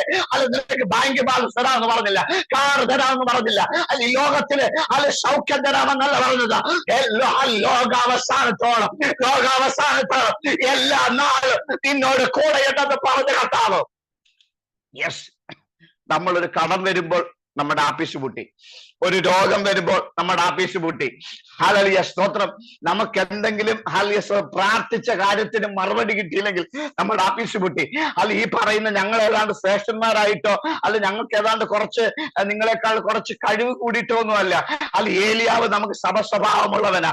അല്ല പക്ഷേ അവന്റെ പ്രാർത്ഥനയുടെ ഹല്ലേലൂയ ശബ്ദത്തിങ്കിൽ സ്വർഗത്തിൽ തീ ഇറങ്ങുവാൻ ഇടയായി ചേർന്നുവെങ്കിൽ എന്നെ കേൾക്കുന്ന ദൈവജനമേ, അല്ല ഇത്രയും കഷ്ടതയിൽ കൂടി ഞങ്ങൾ കടന്നുപോയെങ്കിലും ഹല്ലേലൂയ എന്തെല്ലാം പ്രശ്നത്തിൽ കൂടി ഞങ്ങൾ കടന്നുപോയോ അതിന്മേലെല്ലാം അധികാരമുള്ളവരായി സ്വർഗം ഈ നാളുകൾ നിർത്തിയിരിക്കും ദൈവമക്കളെ. അനേക തകർക്കപ്പെട്ട ജീവനങ്ങൾ മറ്റുള്ളവർ കാലുകൊണ്ട് ചവിട്ടിയെറിയുന്നത് പോലെ പുച്ഛിച്ചു കളഞ്ഞ ആർക്കും വേണ്ടാതെ ഒഴിവാക്കപ്പെട്ട് കിടന്ന അനേകരെ സ്വർഗീയ മഹത്വത്തിന് വേണ്ടി ഈ നാളുകളിൽ ശക്തിയോടെ കർത്താവിന്റെ സന്നിധി നിൽക്കുവാൻ പ്രാപ്തനാക്കുന്നതാണ് ഈ കഷ്ടതയിൽ കൂടി ഞങ്ങൾ പ്രാപിച്ച അഭിഷേകം എന്ന് പറയുന്നത്. ഹല്ലേലൂയ. വേറൊന്നുമല്ല ദൈവമക്കൾ, വേറൊന്നുമല്ല. ഹല്ലേലൂയ സ്വന്തം നിങ്ങൾ സാക്ഷ്യം പറയുമ്പോഴും പ്രസംഗിക്കുമ്പോഴും ഒക്കെ കണ്ണിക്കൂടി ധാരധാരയായി കണ്ണുനീർ ഒഴുകുന്നതിന്റെ ഒറ്റ കാര്യം എന്താണെന്നറിയാമോ? വേറൊന്നുമല്ല, ക്രിസ്തുവിന്റെ സ്നേഹത്തിൽ നിന്ന് കഷ്ടതയ്ക്കോ ഉപദ്രവത്തിനോ ആപത്തിനോ പട്ടിണിക്കോ വാളിനോ ഈ ലോകത്തുള്ളതിനോ വരുവാളതിനോ ഉയരത്തിനോ ആഴത്തിനോ ഒരു ശക്തിക്കും എന്നെ കർത്താവിന്റെ സ്നേഹത്തിൽ നിന്ന് വേർപിരിക്കുവാൻ കഴിയത്തില്ല. വേഗത്തിൽ ഞാൻ കടന്നു പോകട്ടെ. ഹല്ലേലൂയ സ്തോത്രം ദൈവമക്കളെ. ഇവിടെ 2 കൊണ്ട് മുഖം മൂടി, 2 കൊണ്ട് പാദം മൂടി, 2 കൊണ്ട് പറന്നുകൊണ്ട് പറയുക യഹോവ പരിശുദ്ധൻ പരിശുദ്ധൻ. ഹല്ലേലൂയ സ്തോത്രം. ഇവിടെ അവരുടെ സ്ഥാനമാനങ്ങളെല്ലാം മാറ്റിവെച്ചിട്ട് സ്വന്തം പിതാവിനെ കർത്താവിനെ ഉയർത്തുവാനിടയായി. ദൈവമക്കളെ ഇന്ന് ഈ വചനം കേൾക്കുന്ന സാക്ഷ്യത്തിലെ ഇത്രയും വലിയ കഷ്ടതയിൽ കൂടി പോയി അവരേതാണ്ട് ശ്രേഷ്ഠരാണെന്ന് വിചാരിച്ച് നിങ്ങൾ ഞങ്ങളെ കുറിച്ച് ഞങ്ങളെ പ്രശംസിച്ചൊന്നും പറയേണ്ട ഒരു ആവശ്യമില്ല. ദൈവമക്കളെ നമ്മുടെ വ്യക്തിപരമായ നമ്മുടെ കഷ്ടതകൾ നമുക്കെല്ലാം അത് വലുതാ. സ്തോത്രം. നിങ്ങൾ അനുഭവിക്കുന്ന ചെറിയ നിങ്ങൾ വിചാരിക്കോ ഇത് ഞങ്ങളുടെ കഷ്ടത കണ്ടിട്ട് നിങ്ങളുടെ കഷ്ടതയും ചെറുതാണെന്നൊക്കെ നിങ്ങൾ ചിന്തിക്കണ്ട. എല്ലാവർക്കും അവരവരുടെ കഷ്ടതകൾ വ്യക്തിപരമായി വലുത് തന്നെയാണ്. പക്ഷേ എന്നെ ശക്തനാക്കുന്നവന് മുഖാന്തരം ഞാൻ സകലത്തിനും മതിയായവനത്രയെന്ന് കഷ്ടതയുടെ ആഴത്തിൽ വിളിച്ചു പറയുവാൻ കഴിയുന്നെങ്കിൽ അവിടെ സ്വർഗീയ മഹത്വം വെളിപ്പെടുവാനിടയായി ചെയ്തു. ഹല്ലേലൂയ.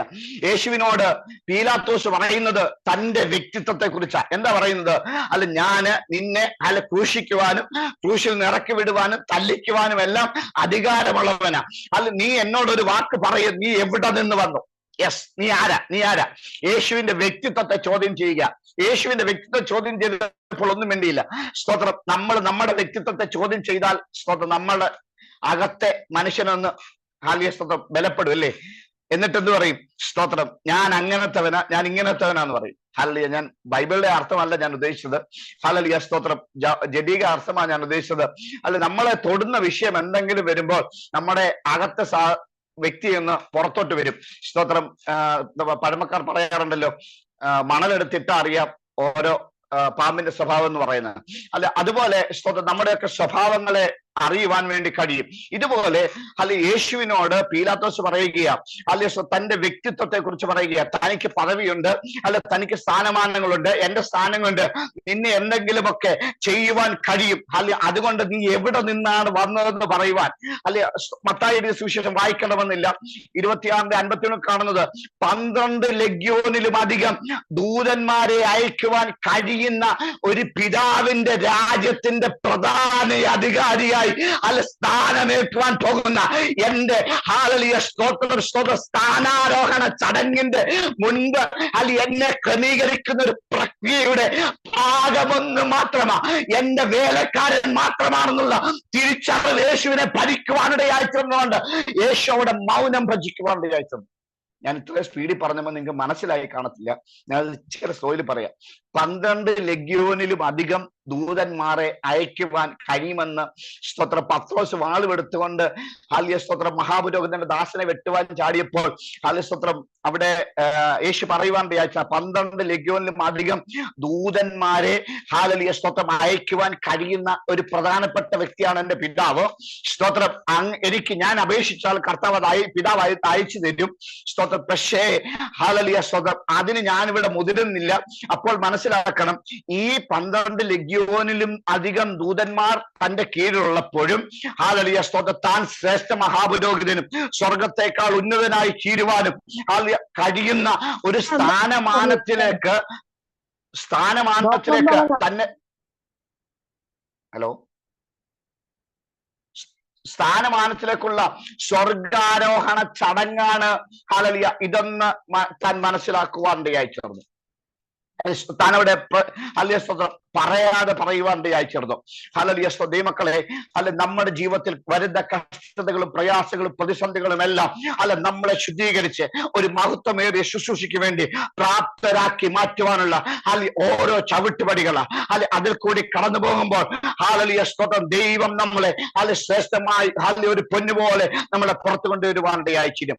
അല്ലെ എബ്രായർ 11:10 പ്രകാരം കാണുന്നു, ഇസ്ഹാക്ക്, യാക്കോബ് ഹല്ലേലൂയ എന്നിവർ ഹല്ലേലൂയ സ്തോത്രം എന്നിവരോടൊപ്പം ദൈവം ശില്പിയായി നിർമ്മിച്ച അടിസ്ഥാനങ്ങളുള്ളതുമായ നഗരത്തിനായി ആ വാക്തത്തിനായി കാത്തിരിക്കുന്ന ഒരു പിതാവിനെ നമുക്ക് കാണുവാനിടയായി തീരും. മക്കളെ, ഹല്ലേലൂയ സ്തോത്രം സ്തോത്രം സ്തോത്രം. ഇവിടെ അബ്രഹാമിന് ഈ ലോകത്തിന്റെ എന്തെങ്കിലും ആയിരുന്നില്ല നോട്ടമുണ്ടായിരുന്നത്. ഈ ലോകത്ത് കുറച്ച് ഒരു കനാൻ ദേശം കിട്ടുമെന്നോ അല്ലെ സ്തോത്രം താൻ എന്തെങ്കിലും വെട്ടിപ്പിടിക്കുമെന്നോ അല്ലെ ചില രാജ്യങ്ങളുടെ മുമ്പിൽ ചില അത്ഭുതങ്ങൾ കാണിക്കാമെന്നോ ഒന്നുമായിരുന്നില്ല. തനിക്ക് എന്തെല്ലാം മുൻപിൽ വരുമ്പോഴും തന്റെ ആത്യന്തിക ലക്ഷ്യം എന്തായിരുന്നു? ഹല്ലേലൂയ സ്തോത്രം സ്തോത്രം. ദൈവം ശില്പിയായി നിർമ്മിച്ചതും അടിസ്ഥാനങ്ങളുള്ളതുമായ സ്തോത്രം. ഹല്ലേലൂയ ഹല്ലേലൂയ സ്തോത്രം. ദൈവമക്കളെ, ഇവിടെ സ്തോത്രം അടുത്ത് ബുർജ് ഖലീഫ എന്ന് പറയുന്ന സ്തോത്ര സ്ഥലമുണ്ടല്ലോ, അത് പണിതിരിക്കുന്നത് വളരെ ചതുപ്പ് നിലത്താ, വളരെയധികം ബേസ്മെന്റ് ഇട്ടിട്ടാ. പക്ഷേ എത്ര ഭൂമികുലുക്കം വന്നാലും അത് തകരുവാൻ സാധ്യതകൾ കുറവാണ്. പക്ഷേ ഇതിനെല്ലാം ഒരു മാനുഷിക പദ്ധതികൾക്കെല്ലാം ഒരു പരിധി ഉണ്ടായിരിക്കുമ്പോൾ ലോക അത്ഭുതങ്ങളിലൊന്നാ. പക്ഷെ ഇതിനെല്ലാം ഒരു പരിധി ഉണ്ടായിരിക്കുമ്പോൾ അടിസ്ഥാനങ്ങളുള്ളതും സ്വർഗം ദൈവം അടിസ്ഥാനമിട്ടതും ദൈവം ശില്പിയായിരിക്കുന്നതുമായ സ്വർഗീയ ഭവൻ നമുക്ക് വേണ്ടി പണിയുവാൻ ആ വാഗ്ദത്തം നിവർത്തിക്കായി കാത്തിരിക്കുന്ന ദൈവജനമേ, ഹല്ലേലൂയ സ്തോത്രം. ഈ ലോകത്തിൽ എന്തെല്ലാം നേടുവാൻ കഴിഞ്ഞില്ല എങ്കിലും, ഈ ലോകത്തിൽ എന്തെല്ലാം സാധ്യതകൾ നമ്മുടെ മുമ്പിൽ അസ്തമിച്ചു പോയാലും, ഈ ലോകത്തിൽ ഒന്നും കിട്ടിയില്ല എങ്കിലും എന്ന് ഹല്ലേലൂയ സ്തോത്രം എന്നെ കേൾക്കുന്ന ദൈവജനമേ, ആ കർത്താവിന്റെ സന്നിധി നമ്മളെ ഒന്ന് ഹൃദയമായി ഏൽപ്പിച്ചു കൊടുക്കുവാൻ തയ്യാറാകുമോ? പാട്ടുകാരെ പാടിയതുപോലെ താൻ വാഴുകയാൽ ആകുലമില്ല. അല്ല നാളെ എന്നോർത്ത് ഭീതിയില്ല. അല്ല ഒന്ന് പറയാമോ, നെഞ്ചി കൈ വെച്ചിട്ട് പറയാമോ, കർത്താവേ അല്ല അങ്ങ് എന്റെ മേൽ വാഴുകയാൽ എനിക്ക് ആകുലമില്ല. അങ്ങ് എന്റെ മേൽ വാഴുകയാൽ എനിക്ക് ആകുലമില്ല. അല്ല നാളെ എന്നോർത്ത് എനിക്ക് ഭീതിയില്ല. അല്ലെ സമയം അല്ലെ വളരെ വേഗത്തിൽ കടന്നു പോവുകയാണല്ലോ. ഞാൻ സഡൻ ബ്രേക്ക് ഇട്ടതുപോലെ നിർത്തുകയാ. അല്ലെ ആ ഒരു വിശുദ്ധ മഹാപുരോഹിതൻ അല്ലെ നമുക്ക് തുല്യമായി പരീക്ഷിക്കപ്പെട്ട് സ്വർഗത്തിൽ വസിക്കുന്നു. ഇന്ന് എന്നെ കേൾക്കുന്ന ദൈവജനമേ, എന്തെല്ലാം പ്രശ്നം വന്നാലും നെഞ്ചിൽ കൈവച്ചിട്ട് പിശാചിന്റെ മുഖത്ത് നോക്കി അല്ല പുച്ഛത്തോടെ പറയുവാൻ കഴിയുമോ? അല്ല നേരിൽ നിന്ന് എന്നെ അത് കിട്ടിയില്ല എങ്കിൽ എന്റെ മേൽ നിനക്ക് ഒരു അധികാരവുമില്ല. അത് എല്ലാ കണ്ണുകളും ഒരു നിമിഷം അടയട്ടെ, എല്ലാ കണ്ണുകളും അടയട്ടെ, ദിവസം ഏൽപ്പിച്ചു കൊടുത്താട്ടെ. അല്ല കമ്പി വാചകത്തിൽ ഞാൻ ഈ മെസ്സേജ് പറയുവാൻ അയച്ചപ്പോൾ ആരെങ്കിലുമൊക്കെ ഹൃദയത്തിൽ ചാട്ടുളി പോലെ തറയ്ക്കുവാൻ അയച്ചെന്ന് എനിക്ക് മനസ്സിലാകുന്നുണ്ട്. ആരെയോ രൂപാന്തരപ്പെടുത്തുന്നുണ്ട്. തലയെ കൈവച്ചില്ല, ഒരു പ്രവചനം പറഞ്ഞില്ല. സ്തോത്രം. പക്ഷേ ആരുടെ സ്പെഷ്യലായിട്ട് ദൂതൊന്നും പറഞ്ഞില്ല. പക്ഷേ ഇന്ന് പറയുവാൻ കഴിയുമോ? പിശാചിനോട് പറയുവാൻ കഴിയുമോ? നിന്റെ മാനുഷിക അധികാരികളോട് പറയുവാൻ കഴിയുമോ? ജഡികമായ വ്യക്തികളോട്, നിനക്ക് ആധിപത്യം പുലർത്തുന്ന ചില വ്യക്തികളോട് പറയുവാൻ കഴിയുമോ? ഉയരത്തിൽ നിന്ന് ലഭിച്ചില്ല എങ്കിൽ, കിട്ടിയില്ല എങ്കിൽ എന്റെ മേൽ പിശാചേ നിനക്ക് ഒരധികാരവുമില്ല. സ്തോത്രം. ഇത്രയും സമയം അനുവദിച്ചെന്ന ശ്രേഷ്ഠ അഭിഷിക്ത പ്രഭാരാജനാദിക്കായി സ്തോത്രം മ്യൂസിക് സ്തോത്രം പാടുവാനിടയായി ചേർന്ന ആന്റിക്കായി പ്രാർത്ഥിക്കുന്നു. അത് എല്ലാവരും കർത്താവ് ഉദാഹരണമായിട്ട് അനുഗ്രഹിക്കട്ടെ ദൈവമക്കളെ. സ്തോത്രം. എല്ലാ കണ്ണുകളും ദിവസം നടത്തി നമുക്ക് ഒരുമിച്ച് പ്രാർത്ഥിക്കാം. സ്തോത്രം. അനുഗ്രഹിക്കപ്പെട്ട സാക്ഷ്യം കേൾക്കുവാൻ അയച്ചിരുന്നു, ദൈവികാലോചന കേൾക്കുവാൻ അയച്ചിരുന്നു. ഇത് കേട്ടിട്ട് മറന്നു പോകുവാനല്ല. നിങ്ങളുടെ പ്രതിസന്ധിയുടെ കാലഘട്ടങ്ങളിൽ ഈ വചനം എന്റെ അകത്തളത്തിൽ ജീവൻ തന്നത് കൊണ്ട് നിങ്ങളുടെ പ്രതിസന്ധിയുടെ കാലഘട്ടത്തിൽ വചനം വായിച്ച് പ്രാർത്ഥിക്കുവാൻ തയ്യാറാകുമ്പോൾ അവിടെ വെള്ളമൊഴിക്കപ്പെടും, വളമിടപ്പെടും, അത് വളരുവാനിടയായിച്ചിരും. അതിൽ ഇലകൾ വരുവാണ്ടിയായിച്ചിരും, വേര് വരുവാണ്ടിയായിച്ചിരും, അത് മുളയ്ക്കുവാണ്ടിയായിച്ചിരും. മാത്രമല്ല അതിലുണ്ടാകുന്ന ഫലം കഴിക്കുന്ന ഓരോ വ്യക്തികളും അനുഗ്രഹിക്കപ്പെടുവാനിടയായിച്ചിരും. ദൈവമക്കളെ, ഇതാ ജീവിപ്പിക്കുന്ന വചനം. കർത്താവേ, ഞങ്ങളുടെ സന്നിധിയിലേക്ക് ഞങ്ങൾ മുറ്റുമടച്ചു വരികയാ. ഞങ്ങളോട് സംസാരിച്ചതിനായി സ്തോത്രം കർത്താവേ. ദൈവിക ആലോചനകളെ കേൾപ്പിച്ചതിനായി സ്തോത്രം. ഈ ലോകത്തിലെ പൈശാചിക ശക്തികളോട് ദുഷ്ടന്റെ പദ്ധതികളോട് എന്ത് രാത്രി ഒരു കോംപ്രമൈസ് വെക്കാതെ വേണം അവരോട് എതിർത്ത് നിൽക്കുവാൻ കഴിയണം. അതിനായി ഞങ്ങൾ സ്വർഗം അഭിഷേകത്തോടെ നിർത്തണം കർത്താവേ. ഈ ലോകത്തിന്റെ മാലിന്യം ഏൽക്കാതെ, ഈ ലോകത്തിന്റെ പദ്ധതികൾ പെട്ടുപോകാതെ നന്മയും പ്രസാദവും പൂർണ്ണതയുമുള്ള ദൈവഹിതം ഇന്നതൊന്ന് തിരിച്ചറിയേണ്ടതിന് മനസ്സ് ഉരുക്കി രൂപാന്തരപ്പെടുവാൻ ആവശ്യമായ സ്വർഗീയ അഭിഷേകം ഞങ്ങളുടെ സ്വർഗം പകരുമാറണമേ എന്ന് പ്രാർത്ഥിക്കുന്നു. മഹത്വത്തോടെ നിർത്തും യേശുവിൻ വിലയേറിയ നാമത്തിൽ തന്നെ ആമേൻ. സമയം അനുസരിച്ച ശ്രേഷ്ഠ അഭിഷേകത്തോട് നന്ദിയും കടപ്പാടും അറിയിക്കുന്നു. ശ്രദ്ധയോടെ കേട്ടുകൊണ്ട് എല്ലാവരും കർത്താവ് ധാരാളമായിട്ട് അണ്ടിക്കട്ടെ. ഞങ്ങൾ ഓർത്ത് ശുശ്രൂഷകളെ ഓർത്ത് പ്രാർത്ഥിക്കണമെന്ന് ആത്മാർത്ഥമായി അപേക്ഷിക്കുന്നു. God bless you. Thank you.